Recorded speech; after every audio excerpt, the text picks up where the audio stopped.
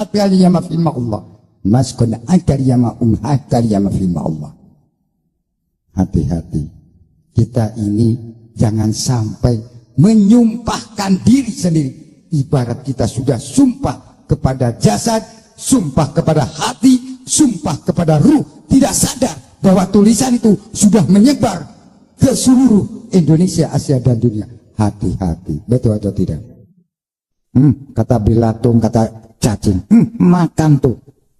Mas asyidi idhasya tasyida. Kamu waktu di dunia saya jadi cacing, bisa menjadi umpan. Sekarang kamu jadi umpan saya. Kata cacing gitu bahasanya. Makanya ditanya kata semut, ini bahasa semut. Bismillahirrahmanirrahim. Asyukuri innaka yama kariyama gufron, alkihi innaka yama adar yama firma Allah. Apakah saya didoakan enggak gufron? Ya jelas lah.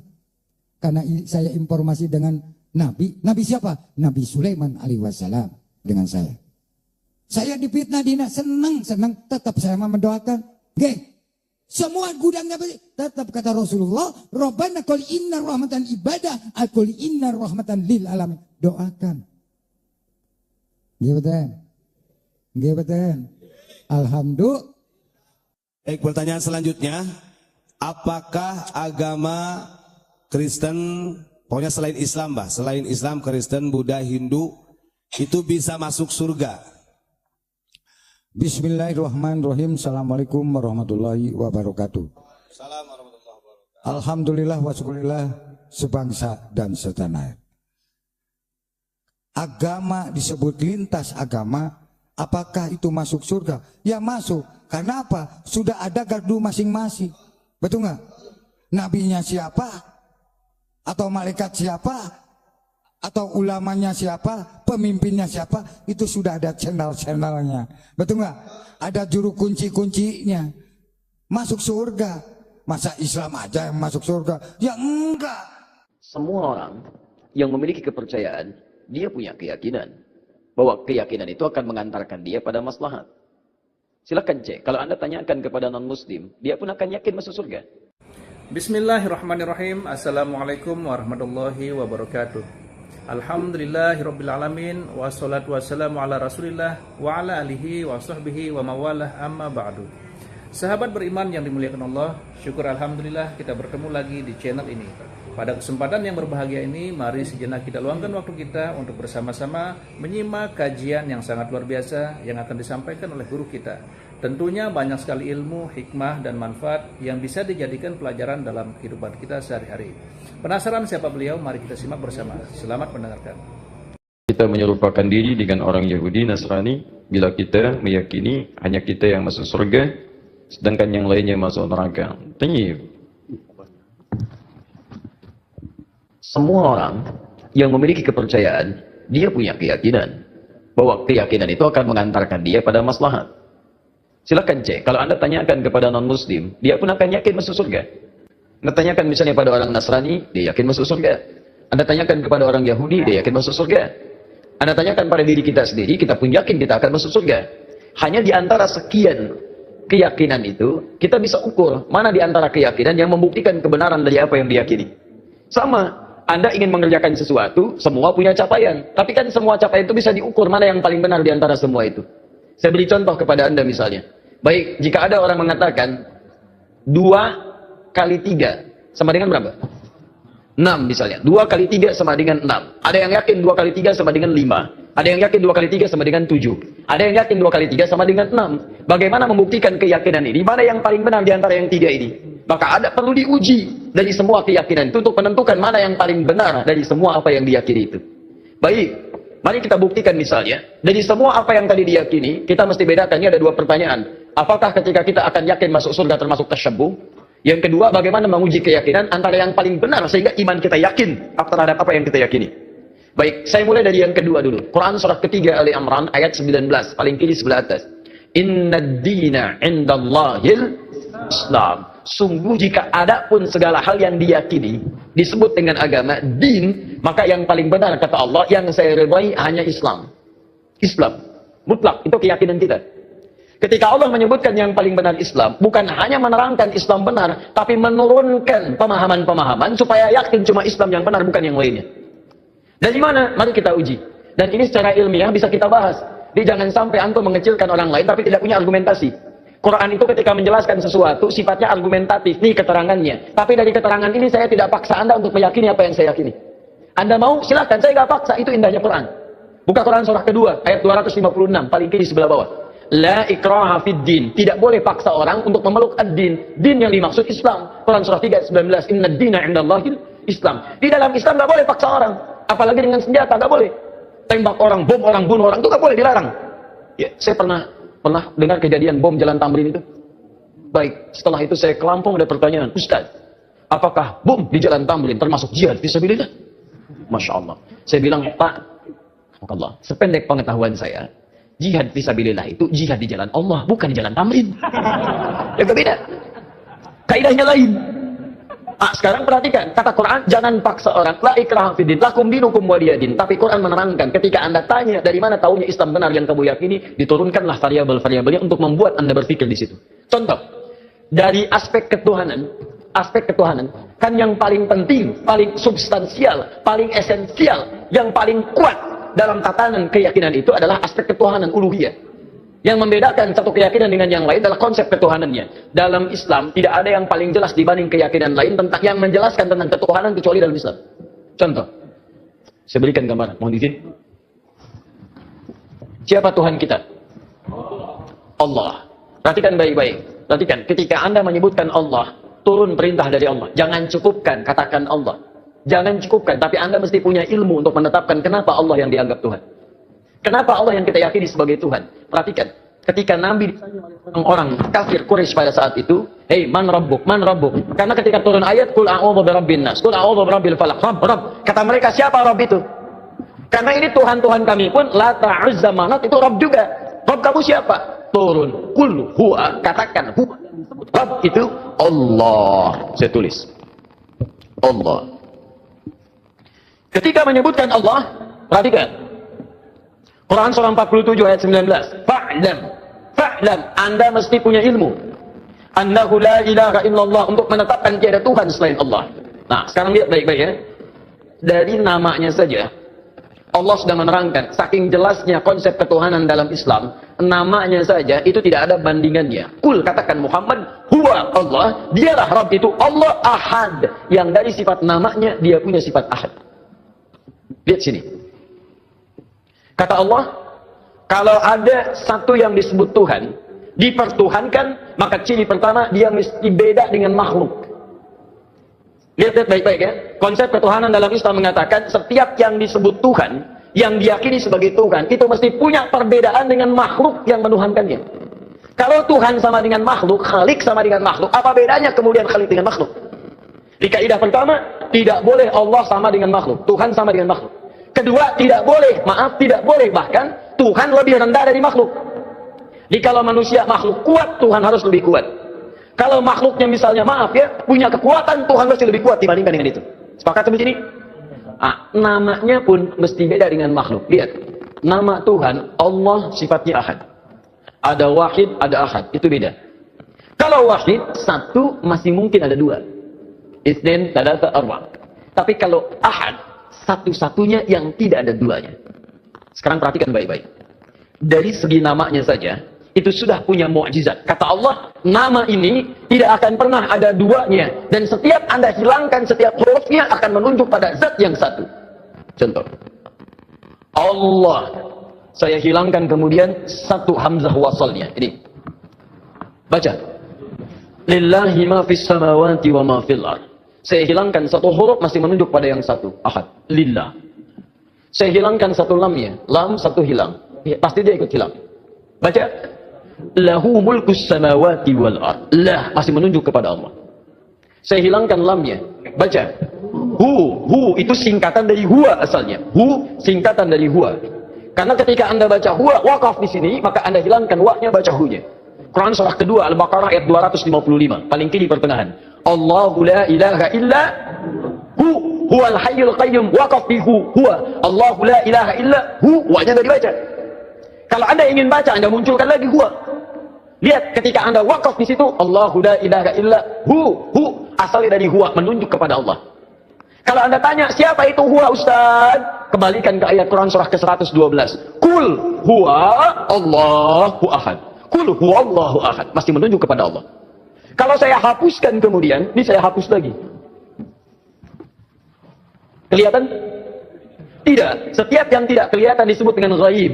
Maka Allah kemudian menerangkan dalam Quran surah kedua ayat yang ketiga, alladzina yu'minuna bil ghaib, masih menunjuk kepada ghaib itu ahad, Allah. Setiap huruf dihilangkan masih menunjuk pada zat yang sama. Itu baru namanya saja. Sekarang Anda hadirkan segala nama yang dipertuhankan di sini, tuliskan. Ambil contoh saja. Saya tidak tuliskan untuk menghormati kepercayaan yang lain, tapi kalau Anda ingin coba silakan masukkan. Karena kita agak sensitif nih, pulang dari sini jadi tersangka nanti saya. Bisa. Ada yang mempertuhankan dengan nama misalnya, bisa saja, bisa dengan nama yang luas. Bisa saja. Bisa. Tulis. Buang S-nya. Jadi apa? Menunjuk pada makna yang berbeda. Buang I-nya. Jadi apa? Buang L-nya jadi apa? Buang U-nya jadi apa? Buang T-nya jadi apa? Nggak ada sama sekali. Masukkan nama-nama yang dipertuhankan, tuliskan hurufnya, tuliskan namanya. Semua nama dari kepercayaan apapun, tuliskan. Ketika Anda hilangkan setiap hurufnya tidak akan menunjuk pada zat yang sama. Perhatikan, dari namanya saja sudah menunjukkan bahwa ini nama bukan nama biasa. Jadi benar ketika Allah mengatakan memilih namanya fa'lam annahu la ilaha illallah. Ini menunjukkan keyakinan yang paripurna, baru namanya. Saya belum bicara rububiyahnya, saya belum bicara asma wa sifatnya, itu saya baru bicara tentang namanya saja. Maka kalau namanya saja sudah punya mukjizat jauh dibandingkan yang lainnya, maka bagaimana kemudian kita menolaknya sebagai Tuhan? Belum yang lainnya, lam yalid wa lam yulad, tidak diberanak dan tidak diperanakan. Kalau Tuhan itu hasil dari anak berarti sama dengan makhluk. Dia kan bedanya, Tuhan Khalik mesti beda dengan makhluk. Manusia mengandung melahirkan. Tuhan tidak boleh mengandung, tidak boleh melahirkan. Kalau Tuhan mengandung melahirkan berarti sama dengan makhluk. Jelas ya? Baik, makanya Allah menolak. Saya tidak dilahirkan, saya tidak melahirkan. Kalau saya punya sifat itu sama dengan makhluk. Kalau kalian menyamakan Tuhan, apa kalian menyembah Tuhan? Masing-masing aja ngaku Tuhan. Baik, walam yakul lahu kufuwan ahad, dan tidak punya partner dalam kekuasaannya. Wah, kalau punya partner bahaya. Tuhan ini pengen begini, Tuhan itu pengen begitu. Ya, ada Tuhan pemberi nikmat, ada Tuhan pemberi azab. Begitu mau diberikan nikmat, kata yang azab, jangan, karena saya mau mengazab itu. Kata yang pemberi nikmat, jangan dulu, saya berikan itu. Ribut sama Tuhan. Jelas ya? Jadi kalau kita meyakini misalnya Islam agama yang hak, kemudian itu mengantarkan kita ke surga. Ketika Anda yakin dengan Allah disebut beriman. Iman syarat pertama mengantarkan ke surga. Karena itu ketika Allah menyebutkan kalimat surga pertama dalam Quran surah kedua Al-Baqarah ayat 25, paling kanan sebelah atas, maka disebut kalimat iman dulu. Wa basyiril ladzina amanu wa 'amilus salihati anna lahum jannatin tajri min tahtihal anhar. Berikan kabar pada orang-orang beriman dan beramal soleh, maka mereka mendapat kesempatan untuk bisa masuk ke dalam surganya Allah yang mengalir sungai-sungai keindahan di dalamnya. Jadi ini yang pertama. Jadi kalau ada misalnya, mohon maaf ya, mohon maaf, orang-orang meyakini, oh agama saya benar mengantarkan ke surga, kita bisa uji dengan keterangan-keterangan dalam Al-Quran. Jelas ya? Tayyib. Sekarang apakah kalau orang Yahudi Nasrani meyakini masuk surga, kita meyakini sama tasyabbuh? Anda pahami dulu apa itu tasyabbuh. Sehingga dengan memahami kalimatnya kita bisa menerangkan hukumnya. Nah, sekarang ini banyak orang menyimpulkan satu hukum tapi tidak paham dengan esensinya. Tasyabbuh itu artinya menyerupai perbuatan-perbuatan yang dengan penyerupaan itu mengesankan dia bagian dari orang yang mengerjakannya. Bisa. Tasyabbuh itu dibagi dua. Tasyabbuh yang sama sekali. Nggak boleh. Yang terkait dengan ibadah kita. Antum kenal Kiai Haji Muhammad Hashim bin Asy'ari pendiri NU? Kenal di mana? Luar biasa memang ini. Utsman bin Affan kenal, ini Umar bin Khattab kenal, luar biasa ya. Kiai Hashim kenal, dia sudah wafat, beliau sudah lama wafatnya. Kiai Haji Muhammad Hashim bin Asy'ari bin Abdul Wahid bin Abdul Halim. Abdul Halim dikenal dengan Sultan Hadi Wijaya, ya, atau dikenal dengan Pangeran Benawa bin Abdullah, dikenal dengan Joko Tingkir bin Abdul Aziz bin Abdul Fattah bin Abdul Rahman, Walid Dadan Aidul Yaqin, anak dari Sunan Giri. Baik, anak Maulana Ishaq, anak dari Sunan Giri. Jadi masih nyambung ke Sunan Giri. Saya sebutkan tadi malam, ya, Sunan Giri punya beberapa anak. Di antaranya adalah terhubung kepada ayahandanya Maulana Ishaq. Beliau mendirikan Nahdlatul Ulama tanggal 31 Januari tahun 1926. Menulis 19 kitab. Saya punya semua kumpulan kitab beliau. Itu kitab keduanya. Namanya Risalah Ahlus Sunnah wal Jamaah. Masya Allah, sangat luar biasa kajian yang sudah disampaikan oleh guru kita. Sahabat beriman yang dirahmati Allah, tetaplah di channel ini karena kajian ini belum selesai. Tentunya masih banyak lagi hal-hal menarik yang akan kita dengarkan bersama dari guru kita. Tetaplah di channel ini dan mari kita lanjutkan kembali. Selamat mendengarkan. Buka di halaman ke-14. Paling kanan sebelah atas, baris yang kelima sampai 7. Ujung baris yang kelima sampai ke baris nomor 7. Itu beliau mencontohkan tasyabbuh paling gampang dipahami yang terjadi di Pulau Jawa dan sekitarnya di Nusantara. Dibuka di halaman ke-9 paling kiri sebelah atas, faslun, fasal pembahasan fi dhuhuril bid'ah fi ardi Jawa, tentang munculnya bid'ah. Bid'ah di sini bukan masalah fikih tapi akidah, keyakinan. Ya, di negeri Jawa, di Pulau Jawa. Kemudian wantisyariha wal mubtadi'ina fiha, dan penyebarannya bagaimana dia menyebar serta tokoh-tokohnya. Di antara yang disebut dengan bid'ah adalah tasyabbuh fil aqaid. Menyerupakan dalam keyakinan-keyakinan di pemeluk lain. Apa di antaranya kata beliau? Pada masa penjajahan dulu itu, datanglah kemudian para penjajah, plus bukan dengan penjajahan saja, tapi dengan keyakinannya. Mereka membangun kanais, pusat-pusat ibadah mereka. Ya, kalau dulu yang datang itu Portugis, maka dia bangun gereja, kemudian juga Belanda datang bangun gereja. Ketika dibangun, dia kemudian mengajak dengan misi supaya orang-orang konvert pindah agama pada keyakinan mereka. Bagaimana caranya? Salah satunya dengan tasyabuh. Mengajak kemudian dengan pakaian-pakaian, ya, ciri khas pakai topi-topi khusus, pakaian-pakaian khusus dengan pakaian yang dipakai mereka untuk ibadah. Ada yang memberikan biskuit, ada yang memberikan makanan macam-macam. Kata beliau, memberikan fatwa pada saat itu, siapa yang bertasyabbuh mengenakan pakaian bizayyihim, pakaian-pakaian khas mereka.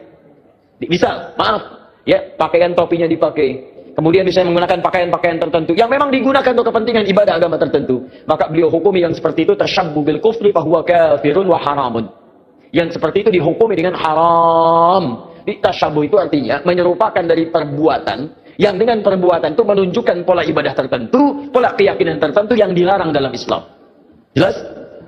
Ada orang beda kepercayaan dengan kita, dia mengenakan pakaian, tak ikuti pakaian itu disebut tasyabuh yang dilarang.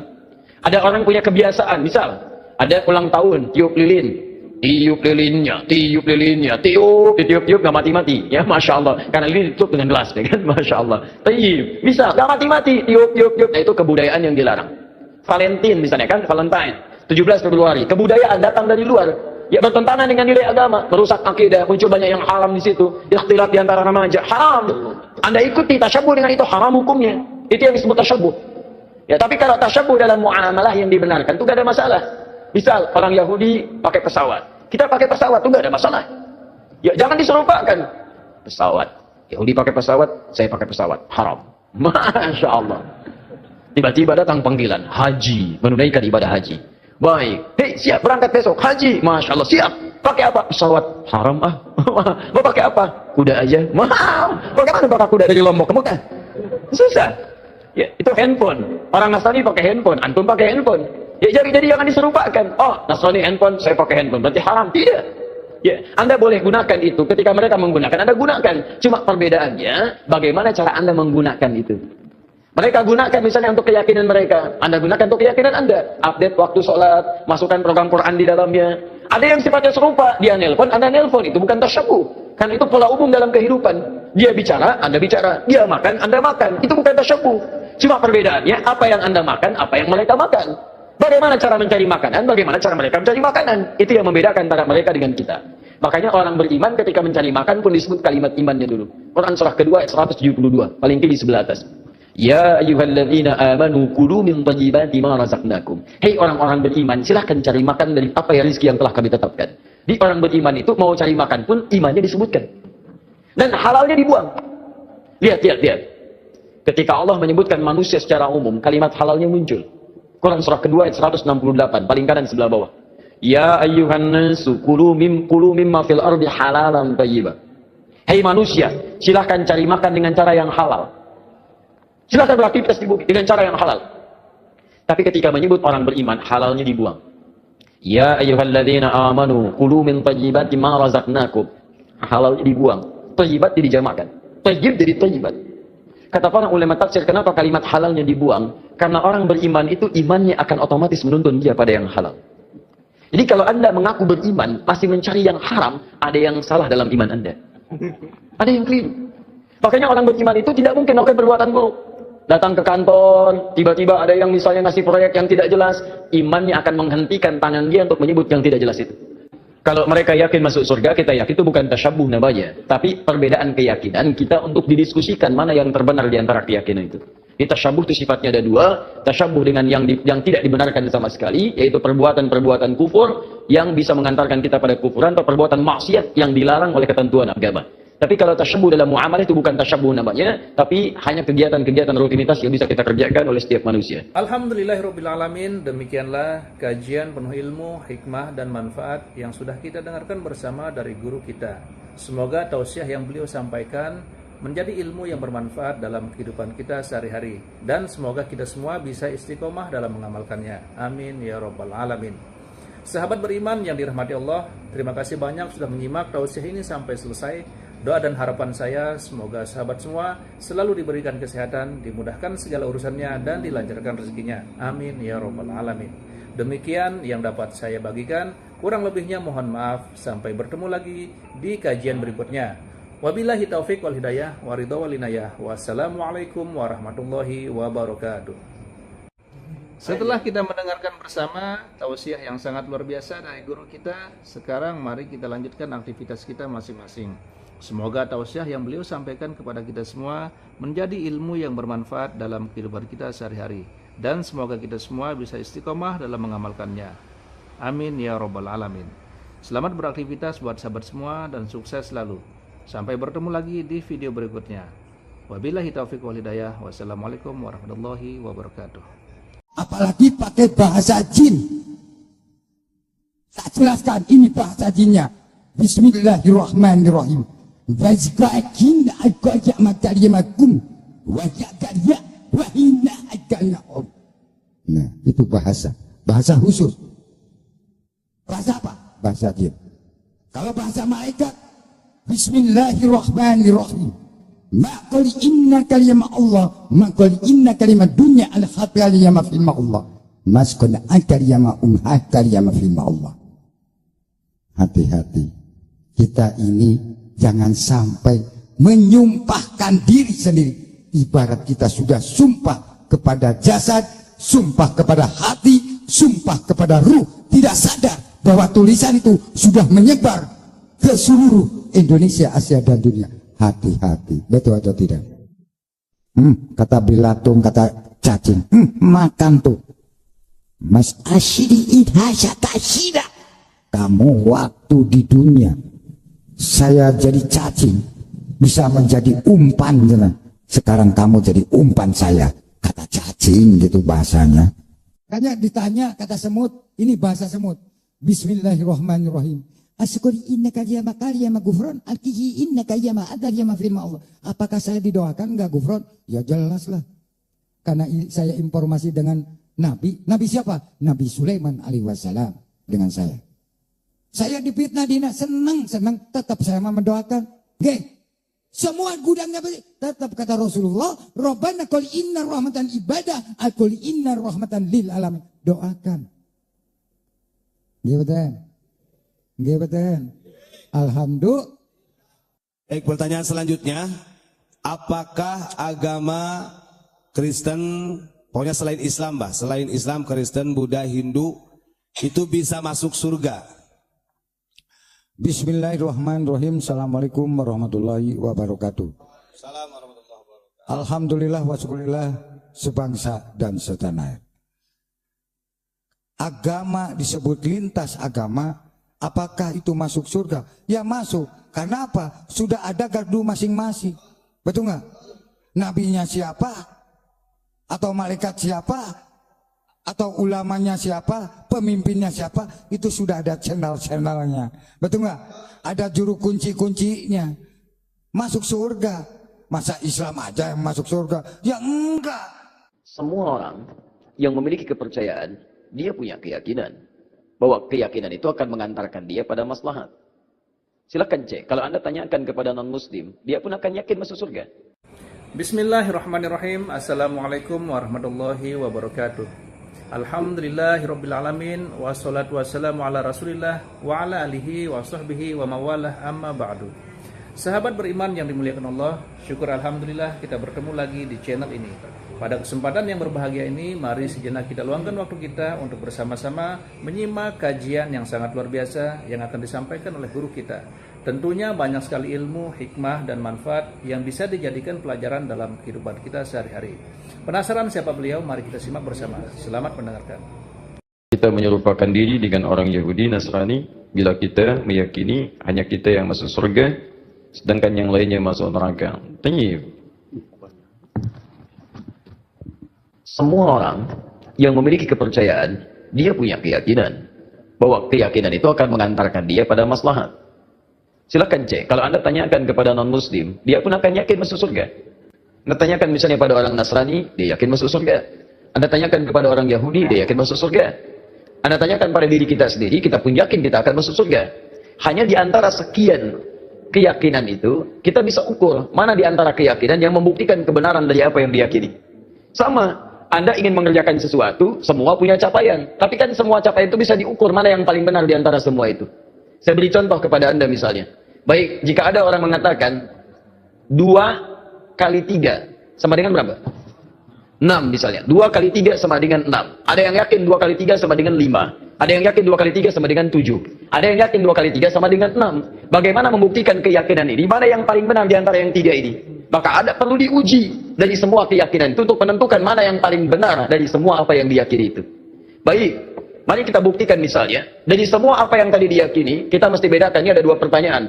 Apakah ketika kita akan yakin masuk surga termasuk tasyabbuh? Yang kedua, bagaimana menguji keyakinan antara yang paling benar sehingga iman kita yakin terhadap apa yang kita yakini. Baik, saya mulai dari yang kedua dulu. Quran surah ketiga Ali Imran ayat 19, paling kiri sebelah atas. Innad dina indallahil Islam. Sungguh jika ada pun segala hal yang diyakini disebut dengan agama, din, maka yang paling benar kata Allah, yang saya ridai hanya Islam. Islam. Mutlak, itu keyakinan kita. Ketika Allah menyebutkan yang paling benar Islam, bukan hanya menerangkan Islam benar, tapi menurunkan pemahaman-pemahaman supaya yakin cuma Islam yang benar, bukan yang lainnya. Dari mana? Mari kita uji. Dan ini secara ilmiah bisa kita bahas. Jadi jangan sampai antum mengecilkan orang lain tapi tidak punya argumentasi. Quran itu ketika menjelaskan sesuatu sifatnya argumentatif, nih keterangannya. Tapi dari keterangan ini saya tidak paksa Anda untuk meyakini apa yang saya yakini. Anda mau? Silakan, saya nggak paksa. Itu indahnya Quran. Buka Quran surah kedua ayat 256 paling kiri sebelah bawah. La ikraha fid din. Tidak boleh paksa orang untuk memeluk ad-din. Din yang dimaksud Islam. Quran surah 3 ayat 19. Innad dina indallahil Islam. Di dalam Islam nggak boleh paksa orang. Apalagi dengan senjata nggak boleh. Tembak orang, bom orang, bunuh orang itu nggak boleh, dilarang. Ya, saya pernah dengar kejadian bom Jalan Tamrin itu. Baik, setelah itu saya ke Lampung, ada pertanyaan, Ustaz, apakah bom di Jalan Tamrin termasuk jihad fisabilillah? Masya Allah. Saya bilang, Pak, Allah, sependek pengetahuan saya, jihad fisabilillah itu jihad di jalan Allah, bukan di Jalan Tamrin. Ya berbeda. Kaidahnya lain. Sekarang perhatikan, kata Quran, jangan paksa orang. La ikraha fiddin, lakum dinukum waliyadin. Tapi Quran menerangkan, ketika Anda tanya dari mana tahunya Islam benar yang kamu yakini, diturunkanlah variabel-variabelnya untuk membuat Anda berpikir di situ. Contoh, dari aspek ketuhanan, kan yang paling penting, paling substansial, paling esensial, yang paling kuat dalam tatanan keyakinan itu adalah aspek ketuhanan uluhiyah. Yang membedakan satu keyakinan dengan yang lain adalah konsep ketuhanannya. Dalam Islam tidak ada yang paling jelas dibanding keyakinan lain tentang yang menjelaskan tentang ketuhanan kecuali dalam Islam. Contoh, saya berikan gambaran. Mohon izin. Siapa Tuhan kita? Allah. Perhatikan baik-baik. Perhatikan, ketika Anda menyebutkan Allah, turun perintah dari Allah. Jangan cukupkan, katakan Allah. Jangan cukupkan, tapi Anda mesti punya ilmu untuk menetapkan kenapa Allah yang dianggap Tuhan. Kenapa Allah yang kita yakini sebagai Tuhan? Perhatikan, ketika Nabi ditanya oleh orang kafir Quraisy pada saat itu, "Hei, man rabbuk? Man rabbuk?" Karena ketika turun ayat, "Qul a'udzu birabbin nas, qul a'udzu birabbil falaq." Rabb. Kata mereka, siapa Rabb itu? Karena ini Tuhan-Tuhan kami pun, Lata, Uzza, Manat, itu Rabb juga. Rabb kamu siapa? Turun, qul huwa, katakan huwa. Rabb itu Allah. Saya tulis. Allah. Ketika menyebutkan Allah, perhatikan. Quran surah 47 ayat 19. Fa'lam, Anda mesti punya ilmu. Annahu la ilaha illallah, untuk menetapkan tiada Tuhan selain Allah. Nah, sekarang lihat baik-baik ya. Dari namanya saja, Allah sudah menerangkan, saking jelasnya konsep ketuhanan dalam Islam, namanya saja itu tidak ada bandingannya. Kul, katakan Muhammad, Huwa Allah, dialah Rabb itu Allah Ahad, yang dari sifat namanya dia punya sifat Ahad. Lihat sini. Kata Allah, kalau ada satu yang disebut Tuhan, dipertuhankan, maka ciri pertama dia mesti beda dengan makhluk. Lihat baik-baik ya. Konsep ketuhanan dalam Islam mengatakan setiap yang disebut Tuhan, yang diyakini sebagai Tuhan, itu mesti punya perbedaan dengan makhluk yang menuhankannya. Kalau Tuhan sama dengan makhluk, Khalik sama dengan makhluk, apa bedanya kemudian Khalik dengan makhluk? Di kaidah pertama, tidak boleh Allah sama dengan makhluk, Tuhan sama dengan makhluk. Kedua, tidak boleh bahkan Tuhan lebih rendah dari makhluk. Jadi kalau manusia makhluk kuat, Tuhan harus lebih kuat. Kalau makhluknya misalnya punya kekuatan, Tuhan mesti lebih kuat dibandingkan dengan itu. Sepakat sampai sini? Namanya pun mesti beda dengan makhluk. Lihat, nama Tuhan Allah sifatnya Ahad. Ada Wahid, ada Ahad, itu beda. Kalau Wahid satu masih mungkin ada dua. Itsnain, tsalatsa, arba'. Tapi kalau Ahad satu-satunya yang tidak ada duanya. Sekarang perhatikan baik-baik. Dari segi namanya saja itu sudah punya mukjizat. Kata Allah, nama ini tidak akan pernah ada duanya, dan setiap Anda hilangkan setiap hurufnya akan menunjuk pada zat yang satu. Contoh, Allah, saya hilangkan kemudian satu hamzah wasalnya. Ini baca, lillahi ma fis samawati wa ma fil ard. Saya hilangkan satu huruf masih menunjuk pada yang satu, Ahad, lillah. Saya hilangkan satu lamnya, lam satu hilang, pasti dia ikut hilang. Baca, lahu mulkus samawati wal ard. Lah masih menunjuk kepada Allah. Saya hilangkan lamnya. Baca, hu itu singkatan dari huwa asalnya. Hu singkatan dari huwa. Karena ketika Anda baca huwa wakaf di sini, maka Anda hilangkan wa-nya, baca hu-nya. Quran surah kedua Al-Baqarah ayat 255, paling kiri pertengahan. Allahu la ilaha illa huwal hayyul qayyum, wakaf di huwa. Allahu la ilaha illa wa-nya tidak dibaca. Kalau Anda ingin baca, Anda munculkan lagi huwa. Lihat, ketika Anda wakaf di situ, Allahu la ilaha illa asalnya dari huwa, menunjuk kepada Allah. Kalau Anda tanya, siapa itu huwa Ustaz? Kembalikan ke ayat Quran surah ke-112. Kul huwa Allahu ahad. Kul huwa Allahu ahad. Masih menunjuk kepada Allah. Kalau saya hapuskan kemudian, ini saya hapus lagi. Kelihatan? Tidak. Setiap yang tidak kelihatan disebut dengan ghaib. Maka Allah kemudian menerangkan dalam Quran surah kedua ayat yang ketiga, alladzina yu'minuna bil ghaib. Masih menunjuk kepada ghaib itu ahad, Allah. Setiap huruf dihilangkan masih menunjuk pada zat yang sama. Itu baru namanya saja. Sekarang Anda hadirkan segala nama yang dipertuhankan di sini, tuliskan. Ambil contoh saja. Saya tidak tuliskan untuk menghormati kepercayaan yang lain, tapi kalau Anda ingin coba, silakan masukkan. Karena kita agak sensitif nih, pulang dari sini jadi tersangka nanti saya. Misal, ada yang mempertuhankan dengan nama misalnya, misal dengan nama yang luas. Misal saja. Misal, tulis, buang S-nya. Jadi apa? Menunjuk pada makna yang berbeda. Buang I-nya. Jadi apa? Buang L-nya jadi apa? Buang U-nya jadi apa? Buang T-nya jadi apa? Nggak ada sama sekali. Masukkan nama-nama yang dipertuhankan, tuliskan hurufnya, tuliskan namanya. Semua nama dari kepercayaan apapun, tuliskan. Ketika Anda hilangkan setiap hurufnya, tidak akan menunjuk pada zat yang sama. Perhatikan, dari namanya saja sudah menunjukkan bahwa ini nama bukan nama biasa. Jadi benar ketika Allah mengatakan memilih namanya fa'lam annahu la ilaha illallah. Ini menunjukkan keyakinan yang paripurna, baru namanya. Saya belum bicara rububiyahnya, saya belum bicara asma wa sifatnya. Itu saya baru bicara tentang namanya saja. Maka kalau namanya saja sudah punya mukjizat jauh dibandingkan yang lainnya, maka bagaimana kemudian kita menolaknya sebagai Tuhan? Belum yang lainnya, lam yalid wa lam yulad, tidak diberanak dan tidak diperanakan. Kalau Tuhan itu hasil dari anak, berarti sama dengan makhluk. Ya kan bedanya, Tuhan Khalik mesti beda dengan makhluk. Manusia mengandung melahirkan. Tuhan tidak boleh mengandung, tidak boleh melahirkan. Kalau Tuhan mengandung melahirkan, berarti sama dengan makhluk. Jelas ya? Baik, makanya Allah menolak. Saya tidak dilahirkan, saya tidak melahirkan. Kalau saya punya sifat itu sama dengan makhluk. Kalau kalian menyamakan Tuhan, apa kalian menyembah Tuhan? Masing-masing aja aku Tuhan. Walam yakun lahu kufuwan ahad, dan tidak punya partner dalam kekuasaannya. Wah, kalau punya partner bahaya. Tuhan ini pengen begini, Tuhan itu pengen begitu. Ya, ada Tuhan pemberi nikmat, ada Tuhan pemberi azab. Begitu mau diberikan nikmat, kata yang azab, jangan, karena saya mau mengazab itu. Kata yang pemberi nikmat, jangan dulu, saya berikan itu. Ribut sama Tuhan. Jelas ya? Jadi kalau kita meyakini misalnya Islam agama yang hak, kemudian itu mengantarkan kita ke surga. Ketika Anda yakin dengan Allah disebut beriman. Iman syarat pertama mengantarkan ke surga. Karena itu ketika Allah menyebutkan kalimat surga pertama dalam Quran surah kedua Al-Baqarah ayat 25, paling kanan sebelah atas, maka disebut kalimat iman dulu. Wa basyiril ladzina amanu wa 'amilus solihati anna lahum jannatin tajri min tahtihal anhar. Berikan kabar pada orang-orang beriman dan beramal soleh, maka mereka mendapat kesempatan untuk bisa masuk ke dalam surganya Allah yang mengalir sungai-sungai keindahan di dalamnya. Jadi ini yang pertama. Jadi kalau ada misalnya mohon maaf, orang-orang meyakini oh agama saya benar mengantarkan ke surga, kita bisa uji dengan keterangan-keterangan dalam Al-Quran. Jelas ya? Tayyib. Sekarang apakah kalau orang Yahudi Nasrani meyakini masuk surga, kita meyakini sama tasyabbuh? Anda pahami dulu apa itu tasyabbuh. Sehingga dengan memahami kalimatnya kita bisa menerangkan hukumnya. Nah, sekarang ini banyak orang menyimpulkan satu hukum tapi tidak paham dengan esensinya. Tasyabbuh itu artinya menyerupai perbuatan-perbuatan yang dengan penyerupaan itu mengesankan dia bagian dari orang yang mengerjakannya. Bisa. Tasyabbuh itu dibagi dua. Tasyabbuh yang sama sekali. Nggak boleh. Yang terkait dengan ibadah kita. Antum kenal Kiai Haji Muhammad Hashim bin Asy'ari pendiri NU? Kenal di mana? Luar biasa memang ini. Utsman bin Affan kenal, ini Umar bin Khattab kenal, luar biasa ya. Kiai Hashim kenal, dia sudah wafat, beliau sudah lama wafatnya.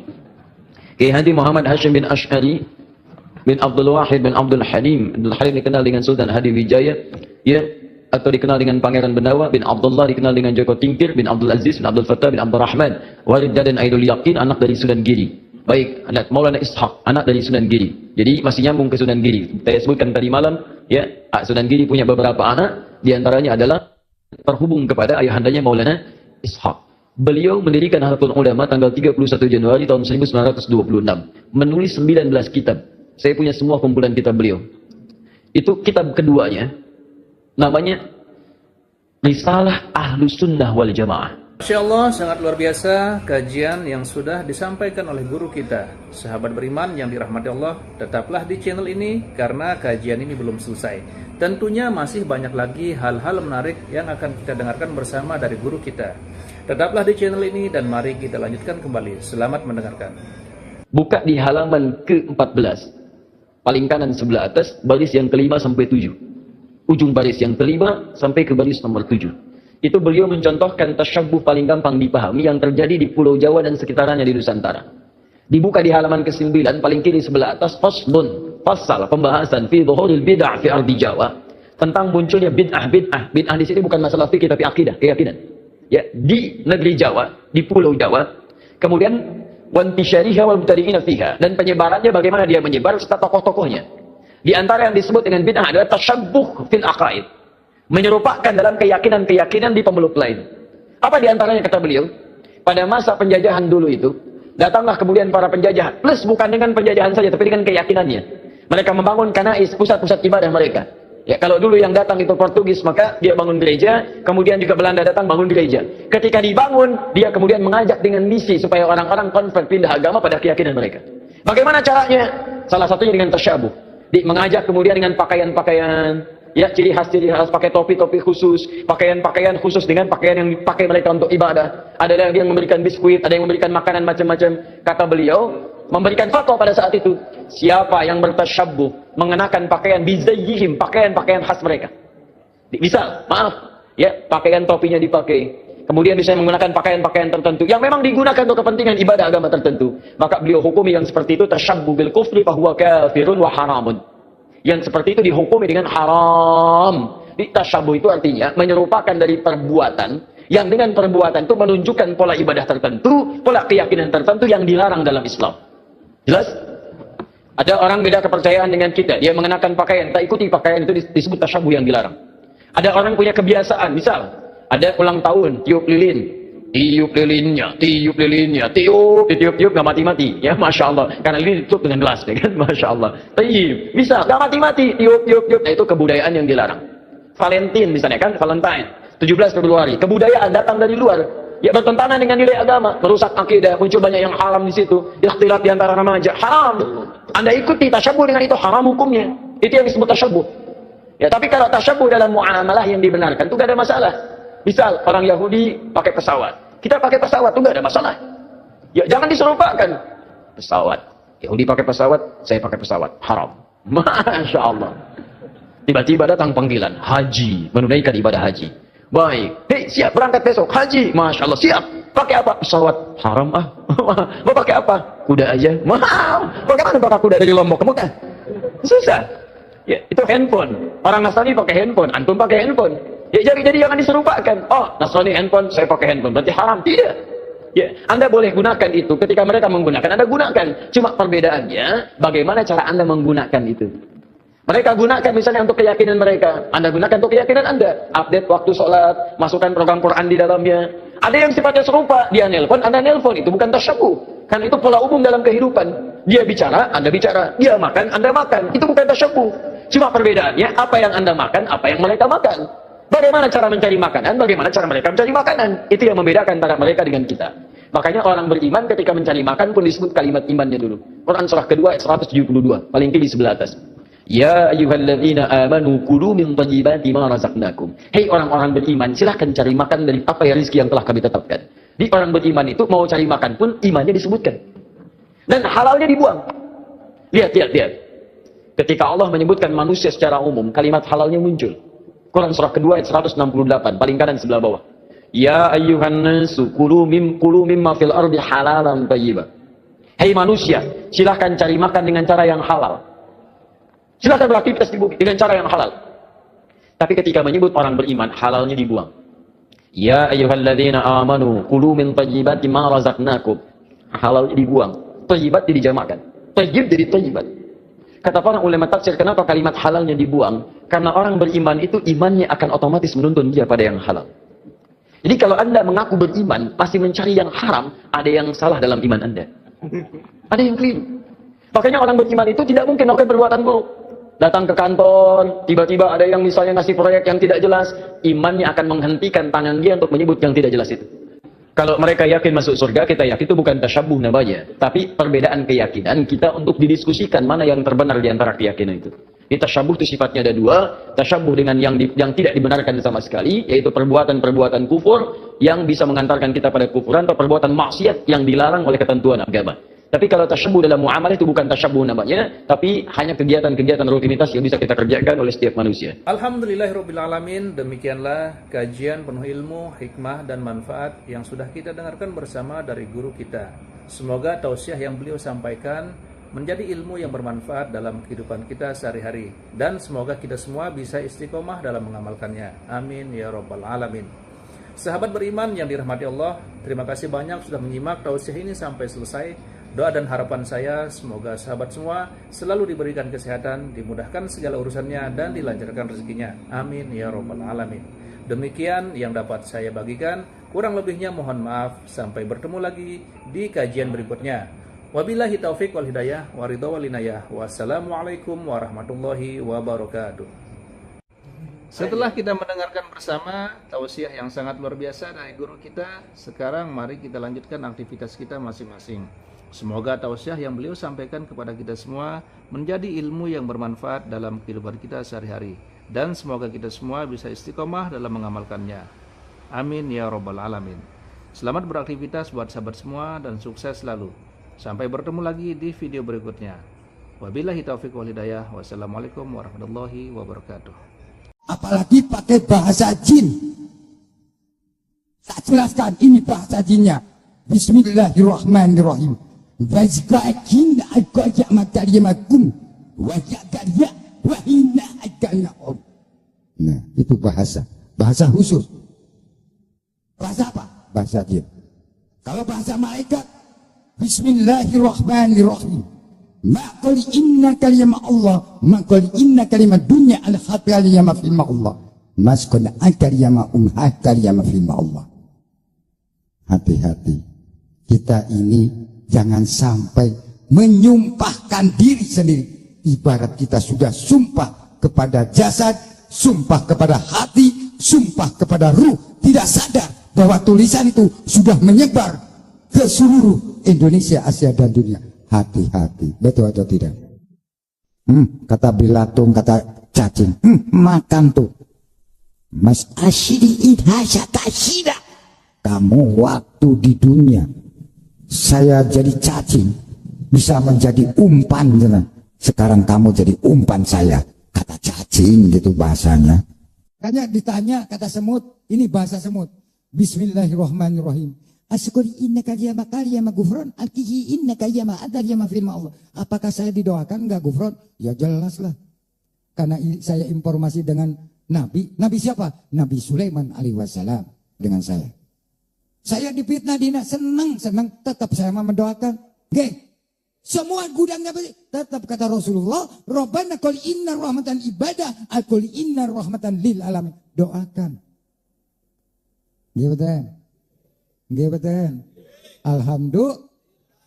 Baik, pertanyaan selanjutnya, apakah agama Kristen, pokoknya selain Islam, Mbah, selain Islam, Kristen, Buddha, Hindu, itu bisa masuk surga? Bismillahirrahmanirrahim. Assalamualaikum warahmatullahi wabarakatuh. Alhamdulillah wa syukurillah sebangsa dan setanah air. Agama disebut lintas agama. Apakah itu masuk surga? Ya masuk. Karena apa? Sudah ada gardu masing-masing. Betul nggak? Nabinya siapa? Atau malaikat siapa? Atau ulamanya siapa? Pemimpinnya siapa? Itu sudah ada channel-channelnya. Betul nggak? Ada juru kunci-kuncinya. Masuk surga. Masa Islam aja yang masuk surga? Ya enggak. Semua orang yang memiliki kepercayaan, dia punya keyakinan bahwa keyakinan itu akan mengantarkan dia pada maslahat. Silakan cek. Kalau Anda tanyakan kepada non-muslim, dia pun akan yakin masuk surga. Bismillahirrahmanirrahim. Assalamualaikum warahmatullahi wabarakatuh. Alhamdulillahirabbil alamin wassalatu wassalamu ala Rasulillah wa ala alihi wa sahbihi wa mawalah amma ba'du.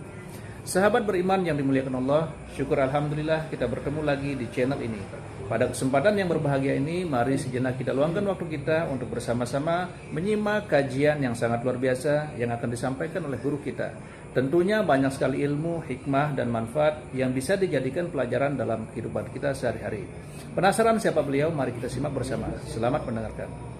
Kita menyerupakan diri dengan orang Yahudi, Nasrani, bila kita meyakini hanya kita yang masuk surga, sedangkan yang lainnya masuk neraka. Tayyib.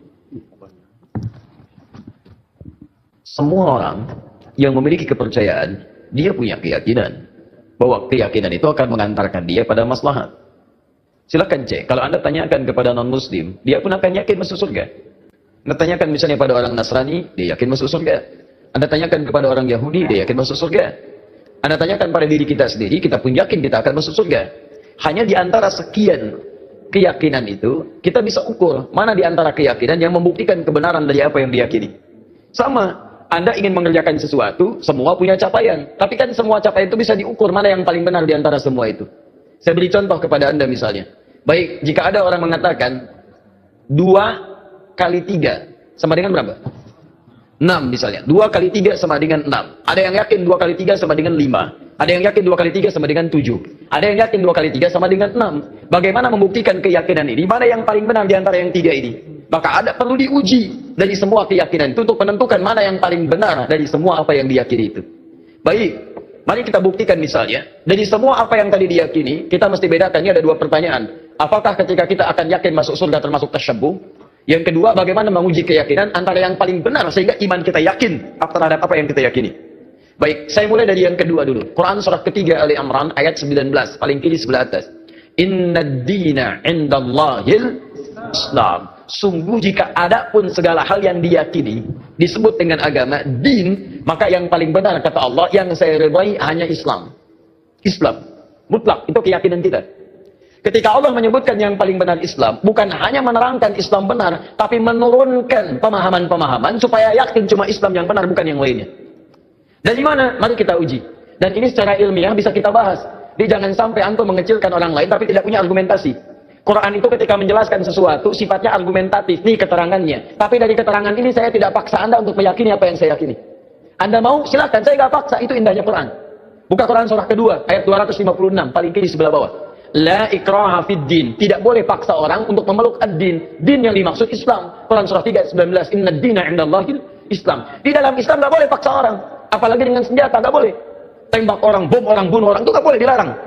Ya, saya pernah dengar kejadian bom Jalan Tamrin itu. Baik, setelah itu saya ke Lampung, ada pertanyaan, Ustaz, Apakah bom di Jalan Tamrin termasuk jihad fisabilillah? Masya Allah. Saya bilang, Pak, Allah, sependek pengetahuan saya, jihad fisabilillah itu jihad di jalan Allah, bukan di Jalan Tamrin. Ya beda. Kaidahnya lain. Sekarang perhatikan, kata Quran, jangan paksa orang, la ikraha fiddin, lakum dinukum waliyadin. Tapi Quran menerangkan, ketika Anda tanya dari mana taunya Islam benar yang kamu yakini, diturunkanlah variabel-variabelnya untuk membuat Anda berpikir di situ. Contoh, dari aspek ketuhanan, kan yang paling penting, paling substansial, paling esensial, yang paling kuat dalam tatanan keyakinan itu adalah aspek ketuhanan uluhiyah. Yang membedakan satu keyakinan dengan yang lain adalah konsep ketuhanannya. Dalam Islam tidak ada yang paling jelas dibanding keyakinan lain tentang yang menjelaskan tentang ketuhanan kecuali dalam Islam. Contoh, saya berikan gambaran, mohon izin. Siapa Tuhan kita? Allah. Perhatikan baik-baik. Perhatikan, ketika Anda menyebutkan Allah, turun perintah dari Allah. Jangan cukupkan, katakan Allah. Jangan cukupkan, tapi Anda mesti punya ilmu untuk menetapkan kenapa Allah yang dianggap Tuhan.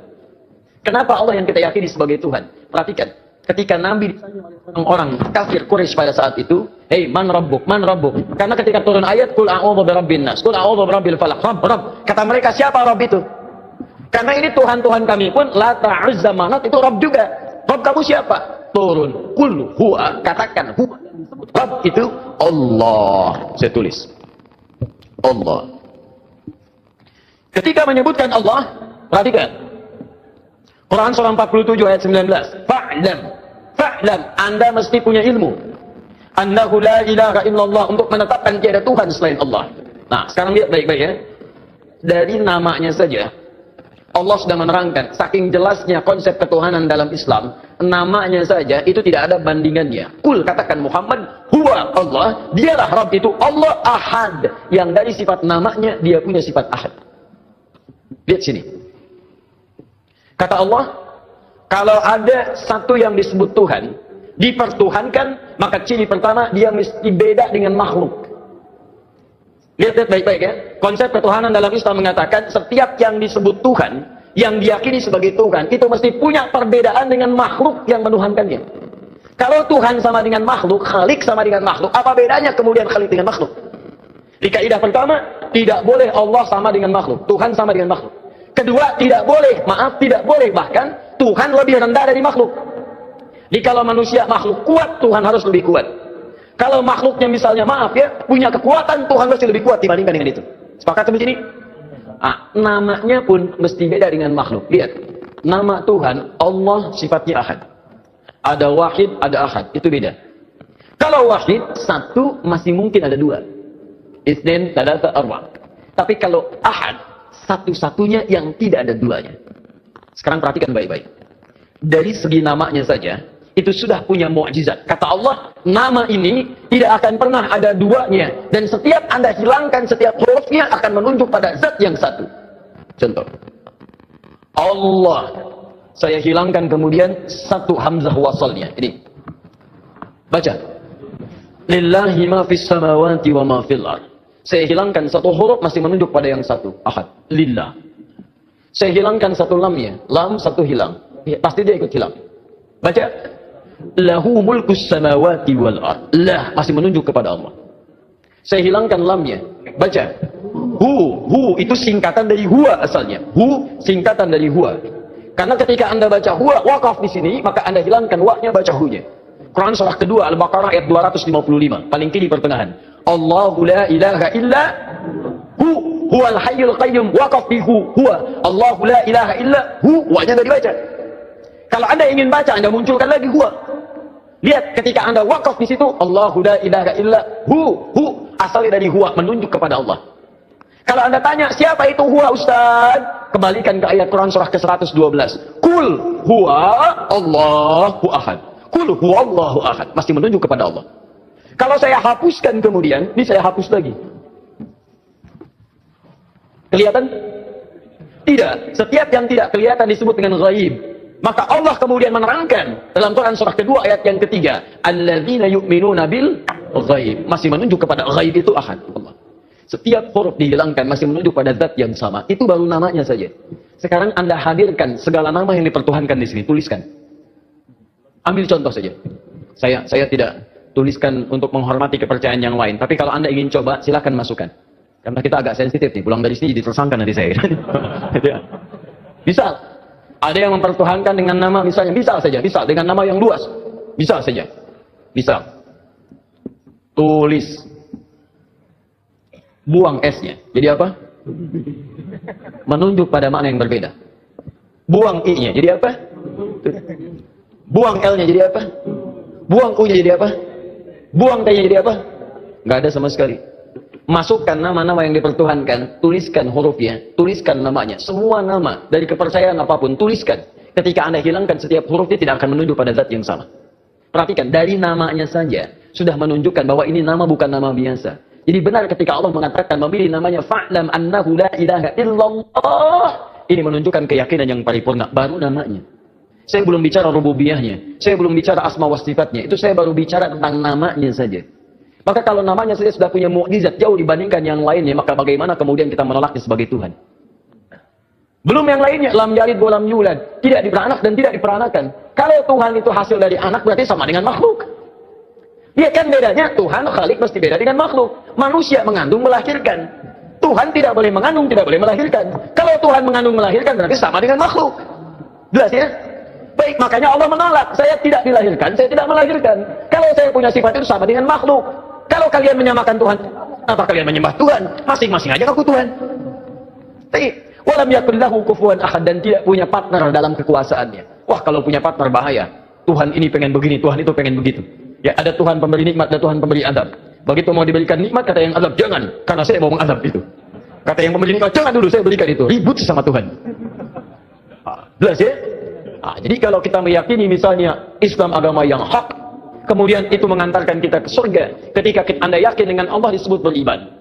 Iman syarat pertama mengantarkan ke surga. Karena itu ketika Allah menyebutkan kalimat surga pertama dalam Quran surah kedua Al-Baqarah ayat 25, paling kanan sebelah atas, maka disebut kalimat iman dulu. Wa basyiril ladzina amanu wa 'amilus solihati anna lahum jannatin tajri min tahtiha al-anhar. Berikan kabar pada orang-orang beriman dan beramal soleh, maka mereka mendapat kesempatan untuk bisa masuk ke dalam surganya Allah yang mengalir sungai-sungai keindahan di dalamnya. Jadi ini yang pertama.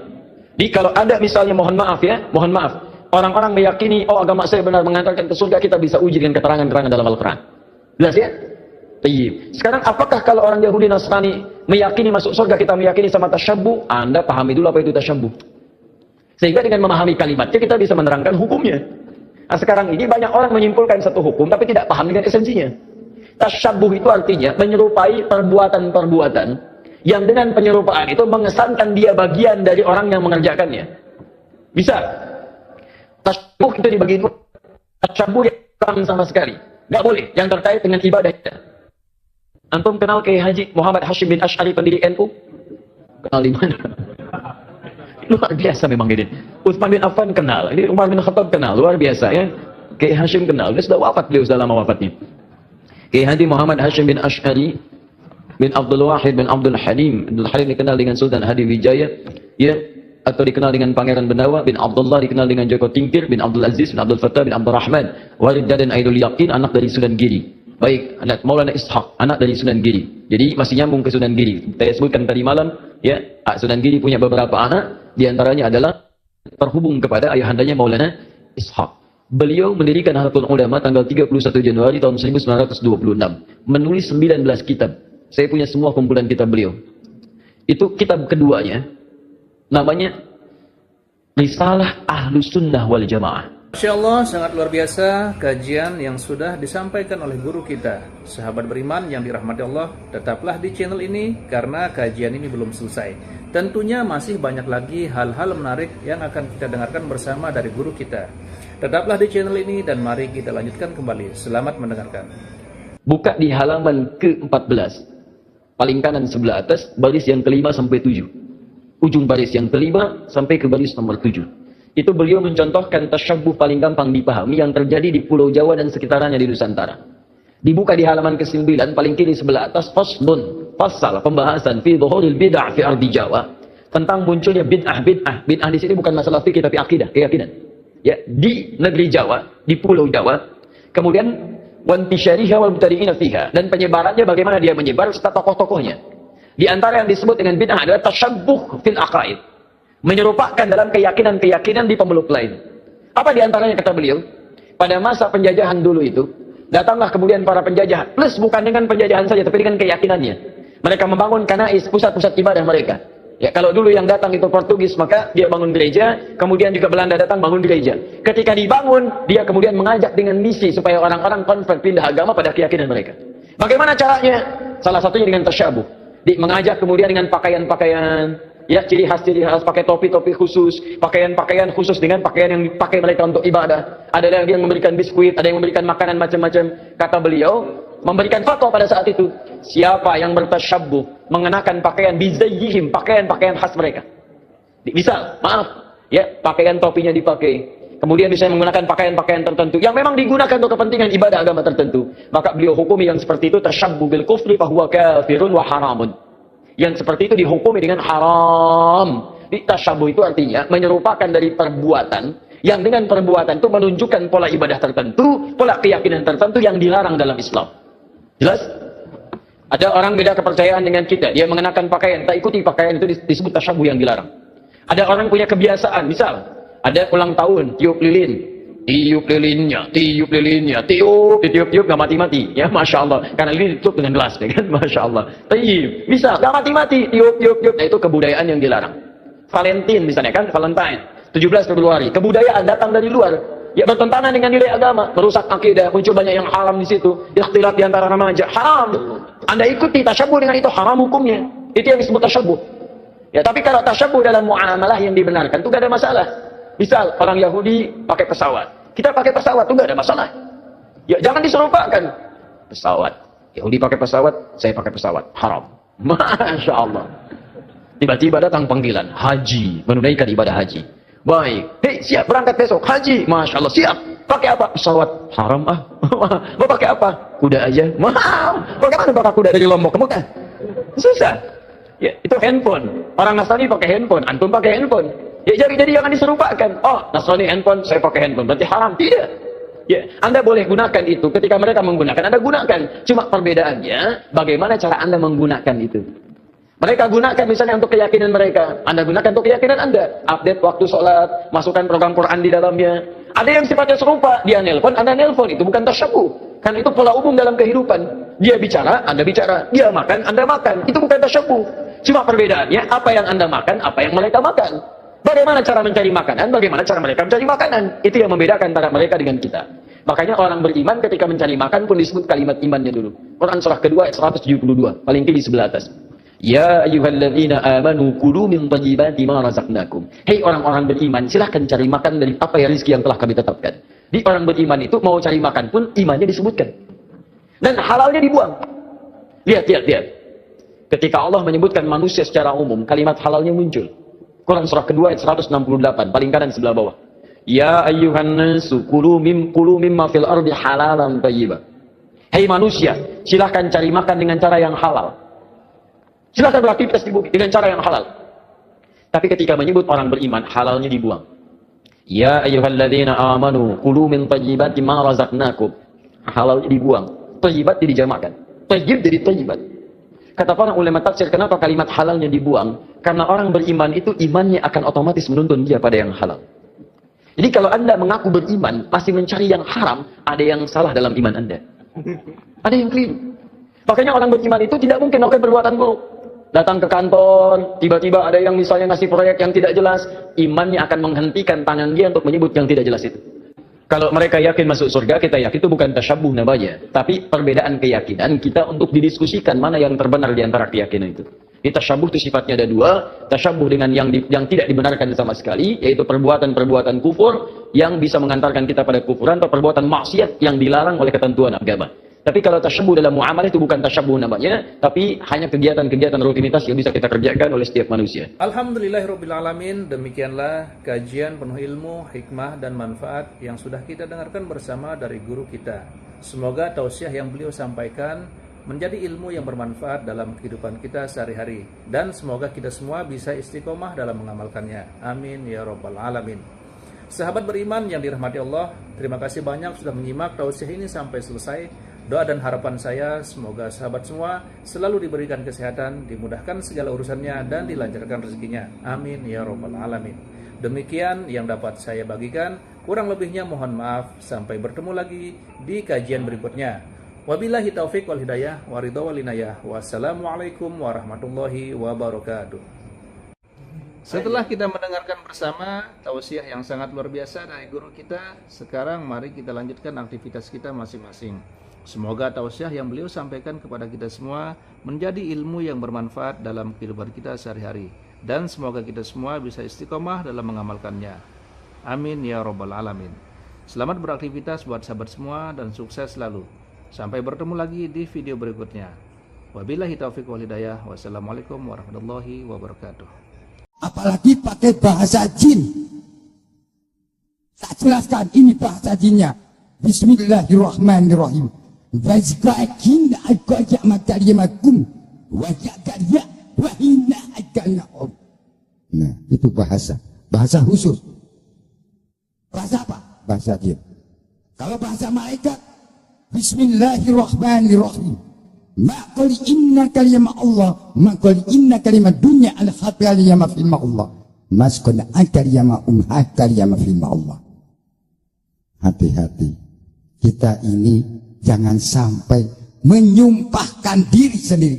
Ibarat kita sudah sumpah kepada jasad, sumpah kepada hati, sumpah kepada ruh, tidak sadar bahwa tulisan itu sudah menyebar ke seluruh Indonesia, Asia dan dunia. Hati-hati, betul atau tidak? Kata Bilatung, kata cacing, makan tuh. Mas asyidi idhasya tasyida. Kamu waktu di dunia saya jadi cacing, bisa menjadi umpan. Sekarang kamu jadi umpan saya. Kata cacing gitu bahasanya. Makanya ditanya kata semut, ini bahasa semut. Bismillahirrahmanirrahim. Asyukuri innaka yama kaliyama gufron alkihi innaka yama adar yama firma Allah. Apakah saya didoakan enggak gufron? Ya jelas lah. Karena saya informasi dengan Nabi. Nabi siapa? Nabi Sulaiman alaihi wassalam dengan saya. Saya difitnah dina, senang tetap saya mendoakan. Oke. Semua gudangnya tetap kata Rasulullah, Rabbana qul inna rahmatan ibadah, qul inna rahmatan lil alamin. Doakan. Gimana? Alhamdulillah. Baik, pertanyaan selanjutnya, apakah agama Kristen, pokoknya selain Islam, selain Islam, Kristen, Buddha, Hindu, itu bisa masuk surga? Bismillahirrahmanirrahim. Assalamualaikum warahmatullahi wabarakatuh. Alhamdulillah wa syukurillah sebangsa dan setanah air.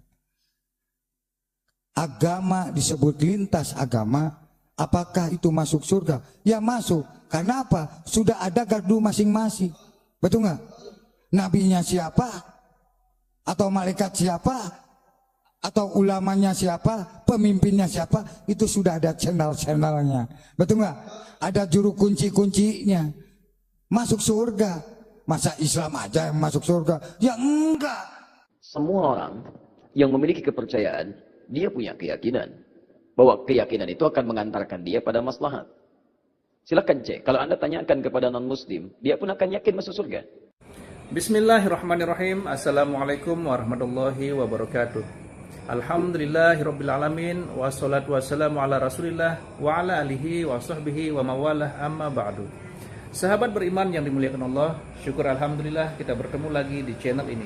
Pada kesempatan yang berbahagia ini, mari sejenak kita luangkan waktu kita untuk bersama-sama menyimak kajian yang sangat luar biasa yang akan disampaikan oleh guru kita. Tentunya banyak sekali ilmu, hikmah, dan manfaat yang bisa dijadikan pelajaran dalam kehidupan kita sehari-hari. Penasaran siapa beliau? Mari kita simak bersama. Selamat mendengarkan. Kita menyerupakan diri dengan orang Yahudi Nasrani bila kita meyakini hanya kita yang masuk surga, sedangkan yang lainnya masuk neraka. Tayyib. Semua orang yang memiliki kepercayaan, dia punya keyakinan bahwa keyakinan itu akan mengantarkan dia pada maslahat. Silakan cek, kalau Anda tanyakan kepada non-muslim, dia pun akan yakin masuk surga. Anda tanyakan misalnya pada orang Nasrani, dia yakin masuk surga. Anda tanyakan kepada orang Yahudi, dia yakin masuk surga. Anda tanyakan pada diri kita sendiri, kita pun yakin kita akan masuk surga. Hanya di antara sekian keyakinan itu, kita bisa ukur mana di antara keyakinan yang membuktikan kebenaran dari apa yang diyakini. Sama, Anda ingin mengerjakan sesuatu, semua punya capaian. Tapi kan semua capaian itu bisa diukur mana yang paling benar di antara semua itu. Saya beri contoh kepada Anda misalnya. Baik, jika ada orang mengatakan 2 kali 3 sama dengan berapa? 6 misalnya. 2 kali 3 sama dengan 6. Ada yang yakin 2 kali 3 sama dengan 5. Ada yang yakin 2 kali 3 sama dengan 7. Ada yang yakin 2 kali 3 sama dengan 6. Bagaimana membuktikan keyakinan ini? Mana yang paling benar di antara yang 3 ini? Maka ada perlu diuji dari semua keyakinan itu untuk menentukan mana yang paling benar dari semua apa yang diyakini itu. Baik, mari kita buktikan misalnya. Dari semua apa yang tadi diyakini, kita mesti bedakan. Ini ada 2 pertanyaan. Apakah ketika kita akan yakin masuk surga termasuk tasyabbuh? Yang kedua, bagaimana menguji keyakinan antara yang paling benar sehingga iman kita yakin terhadap apa yang kita yakini. Baik, saya mulai dari yang kedua dulu. Quran surah ketiga Ali Imran ayat 19, paling kiri sebelah atas.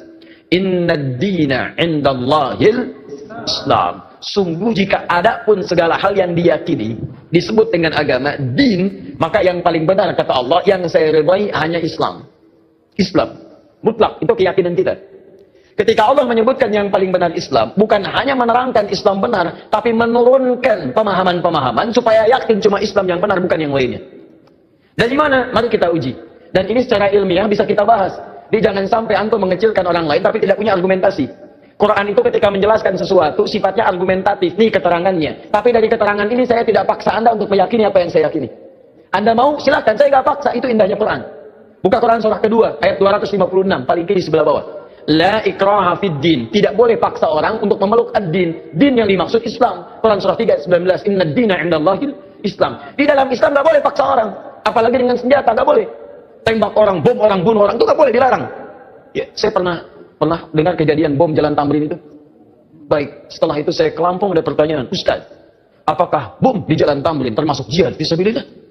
Masya Allah. Saya bilang, Pak, Allah, sependek pengetahuan saya, jihad fisabilillah itu jihad di jalan Allah, bukan di Jalan Tamrin. Ya berbeda. Kaidahnya lain. Sekarang perhatikan, kata Quran, jangan paksa orang. La ikraha fiddin, lakum dinukum waliyadin. Tapi Quran menerangkan, ketika Anda tanya dari mana tahunya Islam benar yang kamu yakini, diturunkanlah variabel-variabelnya untuk membuat Anda berpikir di situ.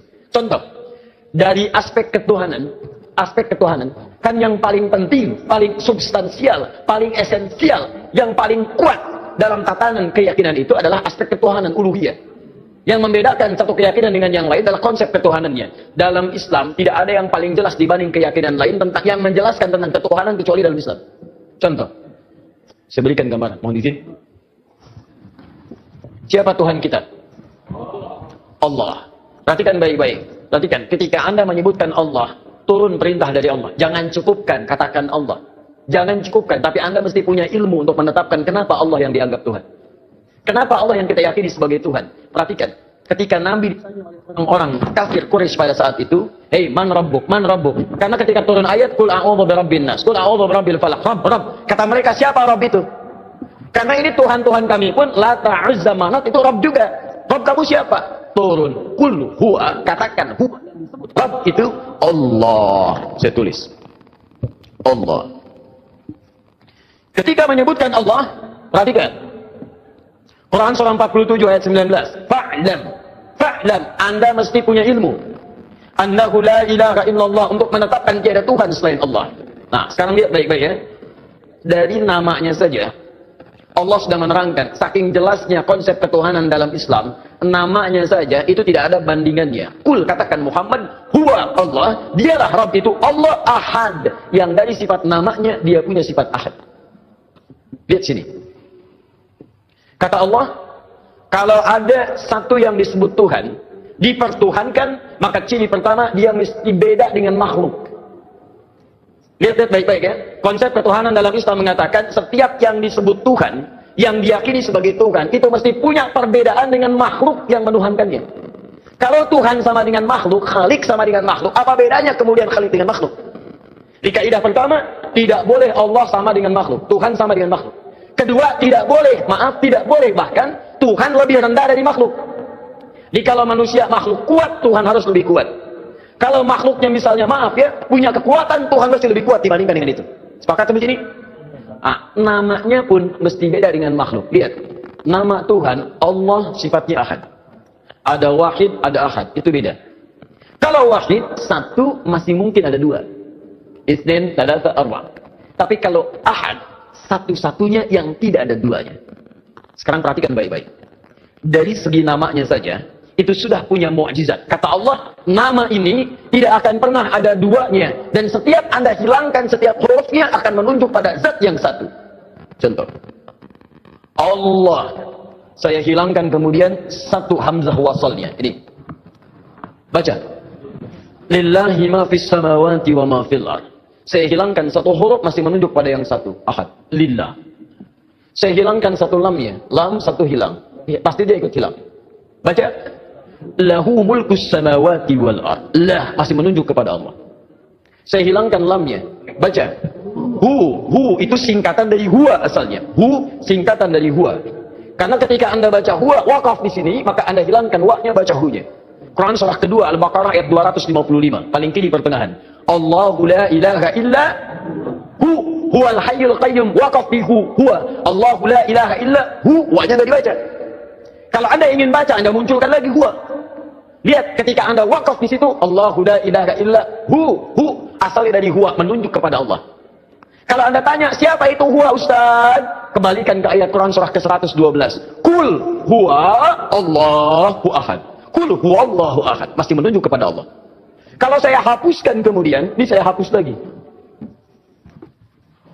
Kelihatan? Tidak. Setiap yang tidak kelihatan disebut dengan ghaib. Maka Allah kemudian menerangkan dalam Quran surah kedua ayat yang ketiga, alladzina yu'minuna bil ghaib. Masih menunjuk kepada ghaib itu ahad. Allah. Setiap huruf dihilangkan masih menunjuk pada zat yang sama. Itu baru namanya saja. Sekarang Anda hadirkan segala nama yang dipertuhankan di sini, tuliskan. Ambil contoh saja.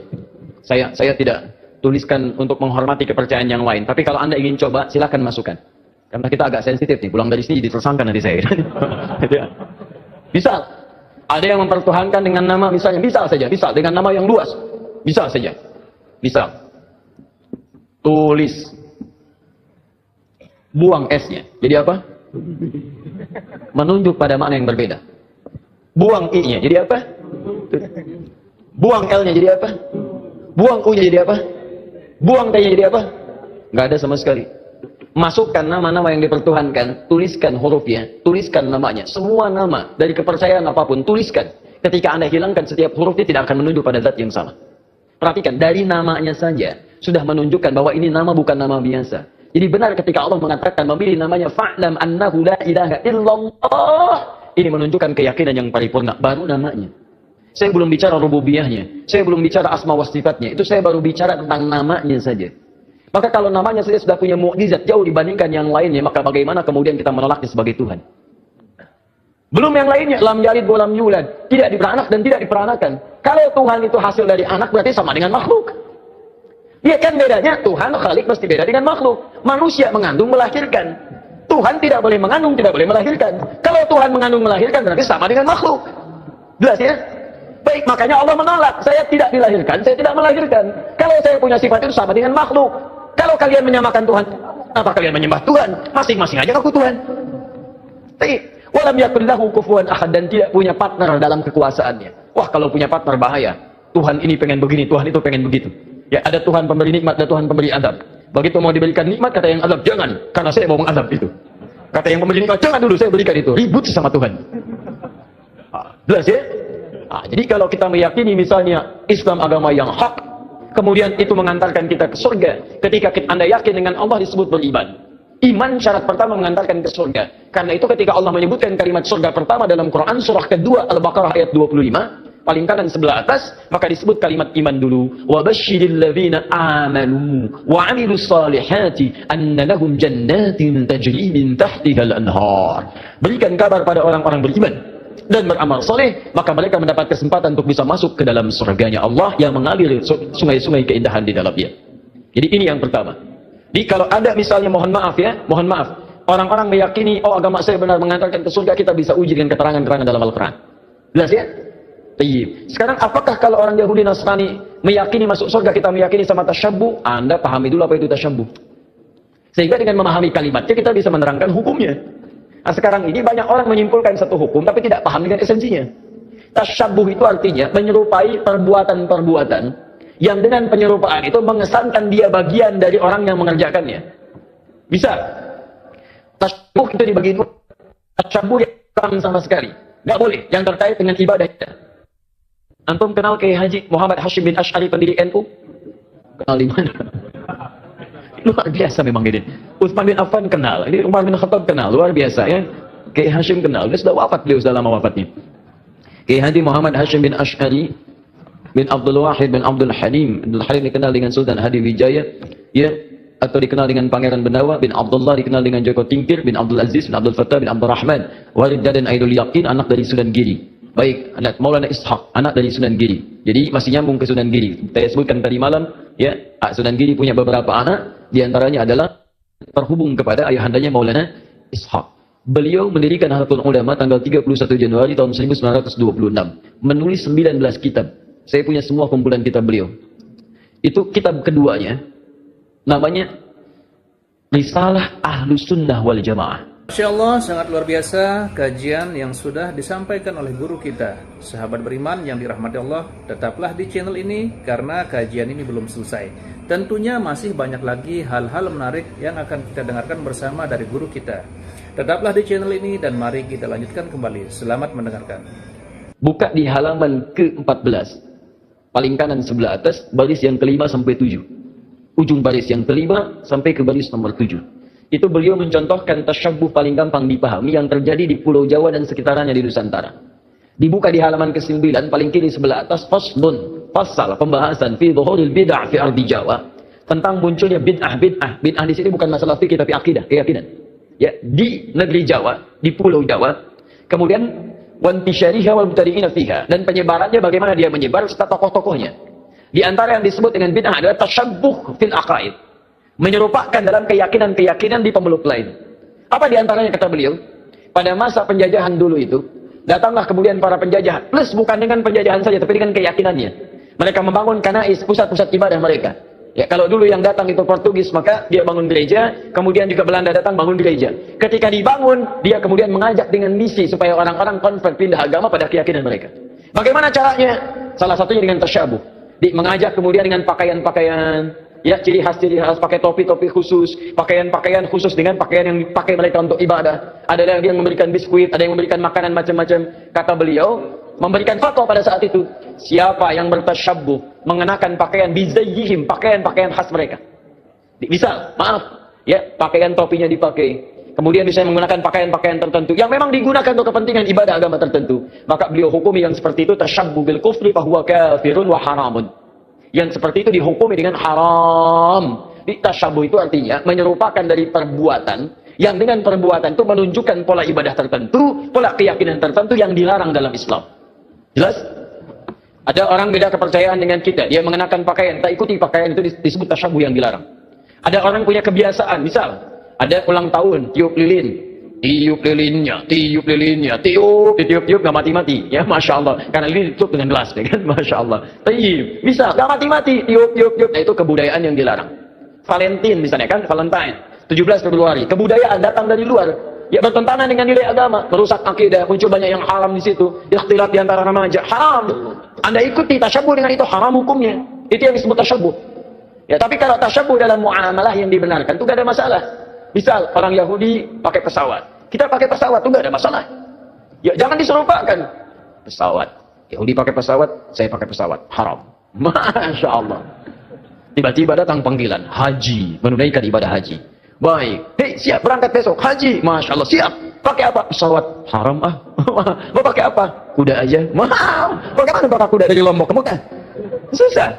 Ya, itu handphone. Orang Nasrani pakai handphone, antum pakai handphone. Ya, jadi jangan diserupakan. Oh, Nasrani handphone, saya pakai handphone, berarti haram? Tidak.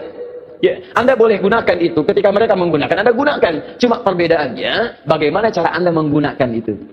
Mereka gunakan misalnya untuk keyakinan mereka, Anda gunakan untuk keyakinan Anda. Update waktu sholat, masukkan program Quran di dalamnya. Ada yang sifatnya serupa, dia nelpon, Anda nelpon, itu bukan tasyabbuh. Kan itu pola umum dalam kehidupan. Dia bicara, Anda bicara. Dia makan, Anda makan. Itu bukan tasyabbuh. Cuma perbedaannya, apa yang Anda makan, apa yang mereka makan. Bagaimana cara mencari makanan, bagaimana cara mereka mencari makanan. Itu yang membedakan antara mereka dengan kita. Makanya orang beriman ketika mencari makan pun disebut kalimat imannya dulu. Quran surah kedua ayat 172, paling kiri sebelah atas. Ya ayyuhalladzina amanu kulu min thayyibati ma razaqnakum. Hei orang-orang beriman, silahkan cari makan dari apa ya rezeki yang telah kami tetapkan. Di orang beriman itu mau cari makan pun imannya disebutkan. Dan halalnya dibuang. Lihat. Ketika Allah menyebutkan manusia secara umum, kalimat halalnya muncul. Quran surah kedua ayat 168, paling kanan sebelah bawah. Ya ayyuhan nasu kulu mimma fil ardi halalan thayyiban. Hei manusia, silahkan cari makan dengan cara yang halal. Silahkan beraktivitas di bumi dengan cara yang halal. Tapi ketika menyebut orang beriman, halalnya dibuang. Ya ayyuhalladzina amanu kulu min thayyibati ma razaqnakum. Halalnya dibuang. Thayyibat dijamakkan. Thayyib jadi thayyibat.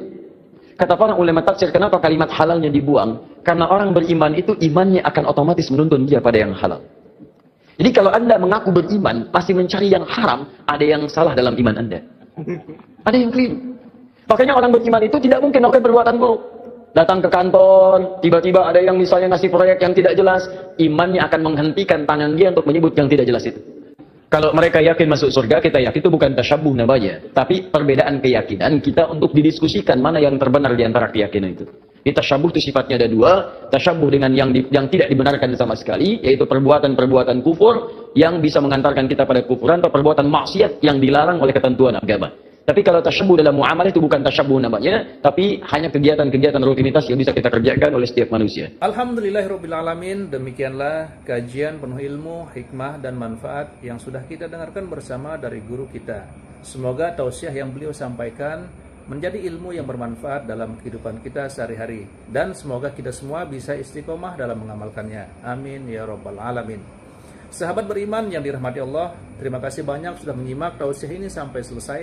Doa dan harapan saya, semoga sahabat semua selalu diberikan kesehatan, dimudahkan segala urusannya, dan dilancarkan rezekinya. Amin ya rabbal alamin. Demikian yang dapat saya bagikan. Kurang lebihnya mohon maaf. Sampai bertemu lagi di kajian berikutnya. Wabillahi taufiq wal hidayah, waridha wal inayah. Wassalamualaikum warahmatullahi wabarakatuh. Setelah kita mendengarkan bersama tausiah yang sangat luar biasa dari guru kita, sekarang mari kita lanjutkan aktivitas kita masing-masing. Semoga tausiah yang beliau sampaikan kepada kita semua menjadi ilmu yang bermanfaat dalam kehidupan kita sehari-hari. Dan semoga kita semua bisa istiqomah dalam mengamalkannya. Amin ya rabbal alamin. Selamat beraktivitas buat sahabat semua dan sukses selalu. Sampai bertemu lagi di video berikutnya. Wabillahi taufiq wal hidayah. Wassalamualaikum warahmatullahi wabarakatuh. Apalagi pakai bahasa jin. Tak jelaskan ini bahasa jinnya. Bismillahirrahmanirrahim. Wazqa'akin aqaja matarimakum wajaqadya wahina akana'um. Nah, itu bahasa khusus. Bahasa apa? Bahasa jin. Kalau bahasa malaikat, Bismillahirrahmanirrahim. Maqali inna kalimah Allah, maqali inna kalimah dunya al-khataliyama filma Allah. Maskun akariyama akariyama filma Allah. Hati-hati. Kita ini jangan sampai menyumpahkan diri sendiri.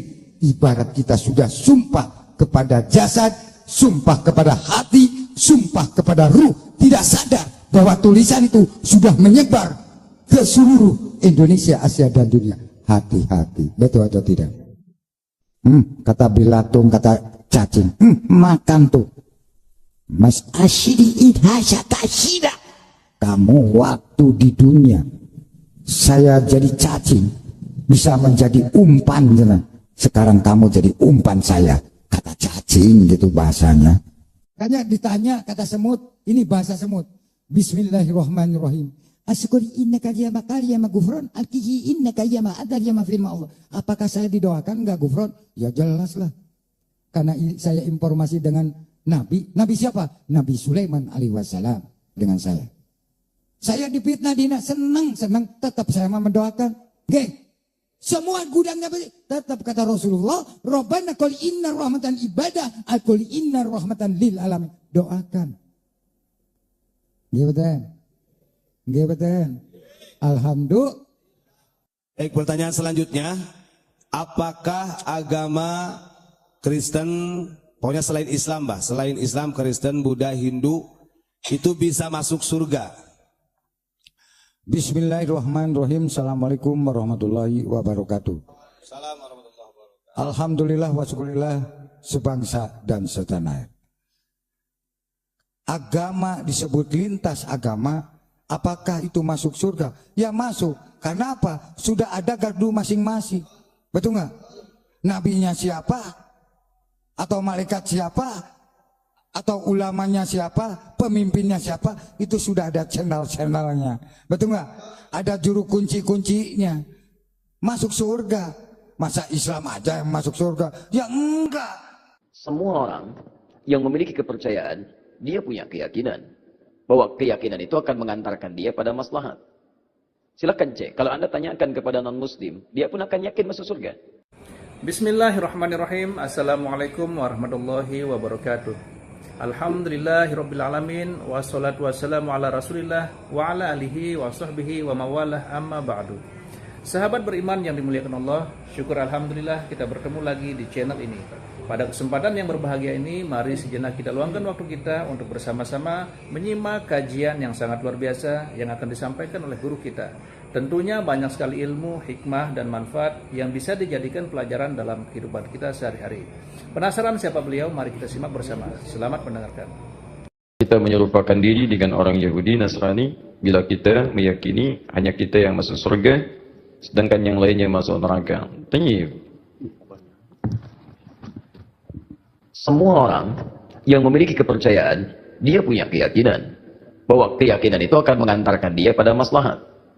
Silakan cek. Kalau Anda tanyakan kepada non-muslim, dia pun akan yakin masuk surga.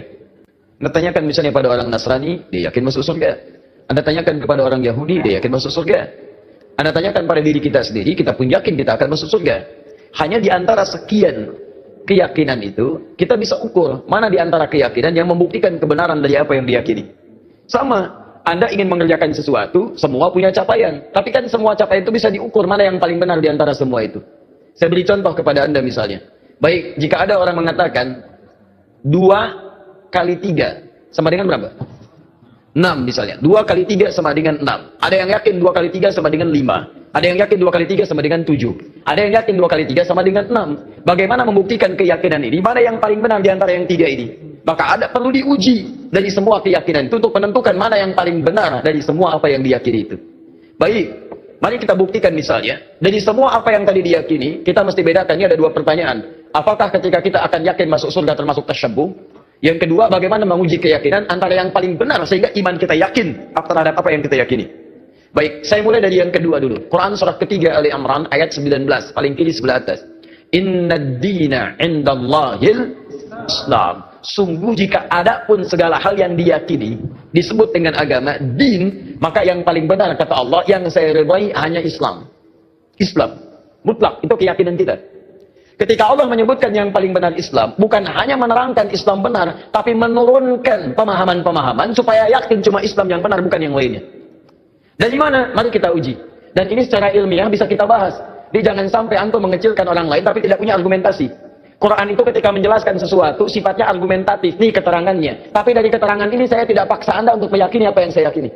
Anda mau silakan, saya nggak paksa, itu indahnya Quran. Buka Quran surah kedua ayat 256 paling kiri sebelah bawah. La ikraha fid din. Tidak boleh paksa orang untuk memeluk ad-din. Din yang dimaksud Islam. Quran surah 3 ayat 19. Inna ad-dina 'indallahil Islam. Di dalam Islam nggak boleh paksa orang, apalagi dengan senjata nggak boleh. Tembak orang, bom orang, bunuh orang itu nggak boleh, dilarang. Ya, saya pernah dengar kejadian bom Jalan Tamrin itu. Baik, setelah itu saya ke Lampung, ada pertanyaan, Ustaz, apakah bom di Jalan Tamrin termasuk jihad fisabilillah? Masya Allah. Saya bilang, Pak, Allah, sependek pengetahuan saya, jihad fisabilillah itu jihad di jalan Allah, bukan di Jalan Tamrin. Ya gak beda. Kaidahnya lain. Sekarang perhatikan, kata Quran, jangan paksa orang. La ikraha fiddin, lakum dinukum waliyadin. Tapi Quran menerangkan, ketika Anda tanya dari mana taunya Islam benar yang kamu yakini, diturunkanlah variabel-variabelnya untuk membuat Anda berpikir di situ. Contoh, dari aspek ketuhanan, kan yang paling penting, paling substansial, paling esensial, yang paling kuat dalam tatanan keyakinan itu adalah aspek ketuhanan, uluhiyah. Yang membedakan satu keyakinan dengan yang lain adalah konsep ketuhanannya. Dalam Islam tidak ada yang paling jelas dibanding keyakinan lain tentang yang menjelaskan tentang ketuhanan kecuali dalam Islam. Contoh, saya berikan gambaran, mohon izin. Siapa Tuhan kita? Allah. Perhatikan baik-baik. Perhatikan, ketika Anda menyebutkan Allah, turun perintah dari Allah. Jangan cukupkan, katakan Allah. Jangan cukupkan, tapi Anda mesti punya ilmu untuk menetapkan kenapa Allah yang dianggap Tuhan. Kenapa Allah yang kita yakini sebagai Tuhan. Perhatikan, ketika Nabi ditanya oleh orang kafir Quraisy pada saat itu, "Hei, man rabbuk, man rabbuk?" Karena ketika turun ayat, "Qul a'udzu birabbin nas, qul a'udzu birabbil falaq." Rabb. Kata mereka, siapa Rabb itu? Karena ini Tuhan-Tuhan kami pun, Lata, Uzza, Manat, itu Rabb juga. Rabb kamu siapa? Turun. Qul huwa, katakan huwa. Rabb itu Allah. Saya tulis. Allah. Ketika menyebutkan Allah, perhatikan. Quran surah 47 ayat 19. Fa'lam. Anda mesti punya ilmu. Annahu la ilaha illallah, untuk menetapkan tiada Tuhan selain Allah. Nah, sekarang lihat baik-baik ya. Dari namanya saja, Allah sudah menerangkan, saking jelasnya konsep ketuhanan dalam Islam, namanya saja itu tidak ada bandingannya. Kul, katakan Muhammad, huwa Allah, dialah Rabb itu Allah Ahad, yang dari sifat namanya dia punya sifat Ahad. Lihat sini. Kata Allah, kalau ada satu yang disebut Tuhan, dipertuhankan, maka ciri pertama dia mesti beda dengan makhluk. Lihat baik-baik ya. Konsep ketuhanan dalam Islam mengatakan setiap yang disebut Tuhan, yang diyakini sebagai Tuhan, itu mesti punya perbedaan dengan makhluk yang menuhankannya. Kalau Tuhan sama dengan makhluk, Khalik sama dengan makhluk, apa bedanya kemudian Khalik dengan makhluk? Di kaidah pertama, tidak boleh Allah sama dengan makhluk, Tuhan sama dengan makhluk. Kedua, tidak boleh bahkan Tuhan lebih rendah dari makhluk. Jadi kalau manusia makhluk kuat, Tuhan harus lebih kuat. Kalau makhluknya misalnya, maaf ya, punya kekuatan, Tuhan mesti lebih kuat dibandingkan dengan itu. Sepakat sampai sini? Namanya pun mesti beda dengan makhluk. Lihat, nama Tuhan, Allah sifatnya Ahad. Ada Wahid, ada Ahad, itu beda. Kalau Wahid, satu masih mungkin ada dua. Itsnain, tsalatsa, arba'. Tapi kalau Ahad, satu-satunya yang tidak ada duanya. Sekarang perhatikan baik-baik. Dari segi namanya saja, itu sudah punya mukjizat. Kata Allah, nama ini tidak akan pernah ada duanya. Dan setiap Anda hilangkan setiap hurufnya akan menunjuk pada zat yang satu. Contoh. Allah. Saya hilangkan kemudian satu hamzah wasalnya. Ini. Baca. Lillahi ma fis samawati wa ma fil ard. Saya hilangkan satu huruf masih menunjuk pada yang satu. Ahad. Lillah. Saya hilangkan satu lamnya. Lam satu hilang. Pasti dia ikut hilang. Baca. Lahu mulkus samawati wal ard. Lah masih menunjuk kepada Allah. Saya hilangkan lamnya. Baca.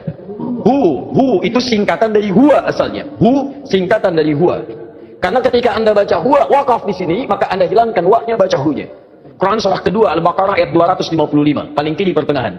Allahu la ilaha illa huwal hayyul qayyum, waqaf di huwa. Allahu la ilaha illa wa-nya enggak dibaca. Kalau Anda ingin baca, Anda munculkan lagi huwa. Lihat, ketika Anda wakaf di situ, Allahu la ilaha illa asalnya dari huwa, menunjuk kepada Allah. Kalau Anda tanya, siapa itu huwa Ustaz? Kembalikan ke ayat Quran surah ke-112. Kul huwa Allahu ahad. Kul huwa Allahu ahad. Masih menunjuk kepada Allah. Kalau saya hapuskan kemudian, ini saya hapus lagi. Kelihatan? Tidak. Setiap yang tidak kelihatan disebut dengan ghaib. Maka Allah kemudian menerangkan dalam Quran surah kedua ayat yang ketiga, alladzina yu'minuna bil ghaib, masih menunjuk kepada ghaib itu ahad Allah. Setiap huruf dihilangkan masih menunjuk pada zat yang sama. Itu baru namanya saja. Sekarang Anda hadirkan segala nama yang dipertuhankan di sini, tuliskan. Ambil contoh saja. Saya tidak tuliskan untuk menghormati kepercayaan yang lain, tapi kalau Anda ingin coba silakan masukkan. Karena kita agak sensitif nih, pulang dari sini jadi tersangka nanti saya. Bisa. Ada yang mempertuhankan dengan nama misalnya, bisa saja, bisa dengan nama yang luas, bisa saja, bisa. Tulis, buang S-nya, jadi apa? Menunjuk pada makna yang berbeda. Buang I-nya, jadi apa? Buang L-nya, jadi apa? Buang U-nya, jadi apa? Buang T-nya, jadi apa? Nggak ada sama sekali. Masukkan nama-nama yang dipertuhankan, tuliskan hurufnya, tuliskan namanya. Semua nama, dari kepercayaan apapun, tuliskan. Ketika Anda hilangkan setiap hurufnya tidak akan menunjuk pada zat yang sama. Perhatikan, dari namanya saja, sudah menunjukkan bahwa ini nama bukan nama biasa. Jadi benar ketika Allah mengatakan memilih namanya, fa'lam annahu la ilaha illallah. Ini menunjukkan keyakinan yang paripurna, baru namanya. Saya belum bicara rububiyahnya, saya belum bicara asma wa sifatnya, itu saya baru bicara tentang namanya saja. Maka kalau namanya saja sudah punya mukjizat jauh dibandingkan yang lainnya, maka bagaimana kemudian kita menolaknya sebagai Tuhan? Belum yang lainnya, lam yalid wa lam yulad, tidak diperanak dan tidak diperanakan. Kalau Tuhan itu hasil dari anak berarti sama dengan makhluk. Ya kan bedanya, Tuhan Khalik mesti beda dengan makhluk. Manusia mengandung melahirkan. Tuhan tidak boleh mengandung, tidak boleh melahirkan. Kalau Tuhan mengandung melahirkan berarti sama dengan makhluk. Jelas ya? Baik, makanya Allah menolak. Saya tidak dilahirkan, saya tidak melahirkan. Kalau saya punya sifat itu sama dengan makhluk. Kalau kalian menyamakan Tuhan, apa kalian menyembah Tuhan? Masing-masing aja aku Tuhan. Baik. Walam yakun lahu kufuwan ahad, dan tidak punya partner dalam kekuasaannya. Wah, kalau punya partner bahaya. Tuhan ini pengen begini, Tuhan itu pengen begitu. Ya, ada Tuhan pemberi nikmat, ada Tuhan pemberi azab. Begitu mau diberikan nikmat, kata yang azab, jangan, karena saya mau mengazab itu. Kata yang pemberi nikmat, jangan dulu, saya berikan itu. Ribut sama Tuhan. Jelas ya?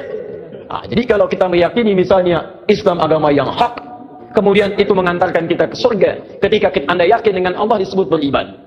Iman syarat pertama mengantarkan ke surga. Karena itu ketika Allah menyebutkan kalimat surga pertama dalam Quran surah kedua Al-Baqarah ayat 25, paling kanan sebelah atas, maka disebut kalimat iman dulu. Wa basyiril ladzina amanu wa 'amilus solihati anna lahum jannatin tajri min tahtiha al-anhar. Berikan kabar pada orang-orang beriman dan beramal soleh, maka mereka mendapat kesempatan untuk bisa masuk ke dalam surganya Allah yang mengalir sungai-sungai keindahan di dalamnya. Jadi ini yang pertama. Jadi kalau ada misalnya, mohon maaf, orang-orang meyakini, oh agama saya benar mengantarkan ke surga, kita bisa uji dengan keterangan-keterangan dalam Al-Quran. Jelas ya? Tayyib. Sekarang apakah kalau orang Yahudi Nasrani meyakini masuk surga, kita meyakini sama tasyabbuh? Anda pahami dulu apa itu tasyabbuh. Sehingga dengan memahami kalimatnya, kita bisa menerangkan hukumnya. Nah, sekarang ini banyak orang menyimpulkan satu hukum, tapi tidak paham dengan esensinya. Tasyabbuh itu artinya menyerupai perbuatan-perbuatan yang dengan penyerupaan itu mengesankan dia bagian dari orang yang mengerjakannya. Bisa. Tasyabbuh itu dibagi dua. Tasyabbuh yang sama sekali. Nggak boleh. Yang terkait dengan ibadah kita. Antum kenal Kiai Haji Muhammad Hashim bin Asy'ari pendiri NU? Kenal di mana? Luar biasa memang ini. Utsman bin Affan kenal. Ini Umar bin Khattab kenal. Luar biasa ya. Kiai Hashim kenal. Dia sudah wafat, beliau sudah lama wafatnya.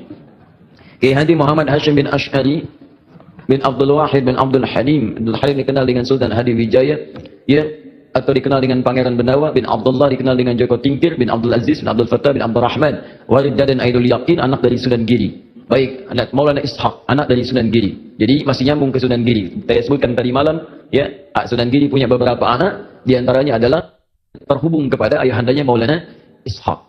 Beliau mendirikan Nahdlatul Ulama tanggal 31 Januari tahun 1926. Menulis 19 kitab. Saya punya semua kumpulan kitab beliau. Itu kitab keduanya, namanya Risalah Ahlus Sunnah wal Jamaah. Masya Allah, sangat luar biasa kajian yang sudah disampaikan oleh guru kita. Sahabat beriman yang dirahmati Allah, tetaplah di channel ini karena kajian ini belum selesai. Tentunya masih banyak lagi hal-hal menarik yang akan kita dengarkan bersama dari guru kita. Tetaplah di channel ini dan mari kita lanjutkan kembali. Selamat mendengarkan. Buka di halaman ke-14. Paling kanan sebelah atas, baris yang kelima sampai 7. Ujung baris yang kelima sampai ke baris nomor 7. Itu beliau mencontohkan tasyabbuh paling gampang dipahami yang terjadi di Pulau Jawa dan sekitarnya di Nusantara.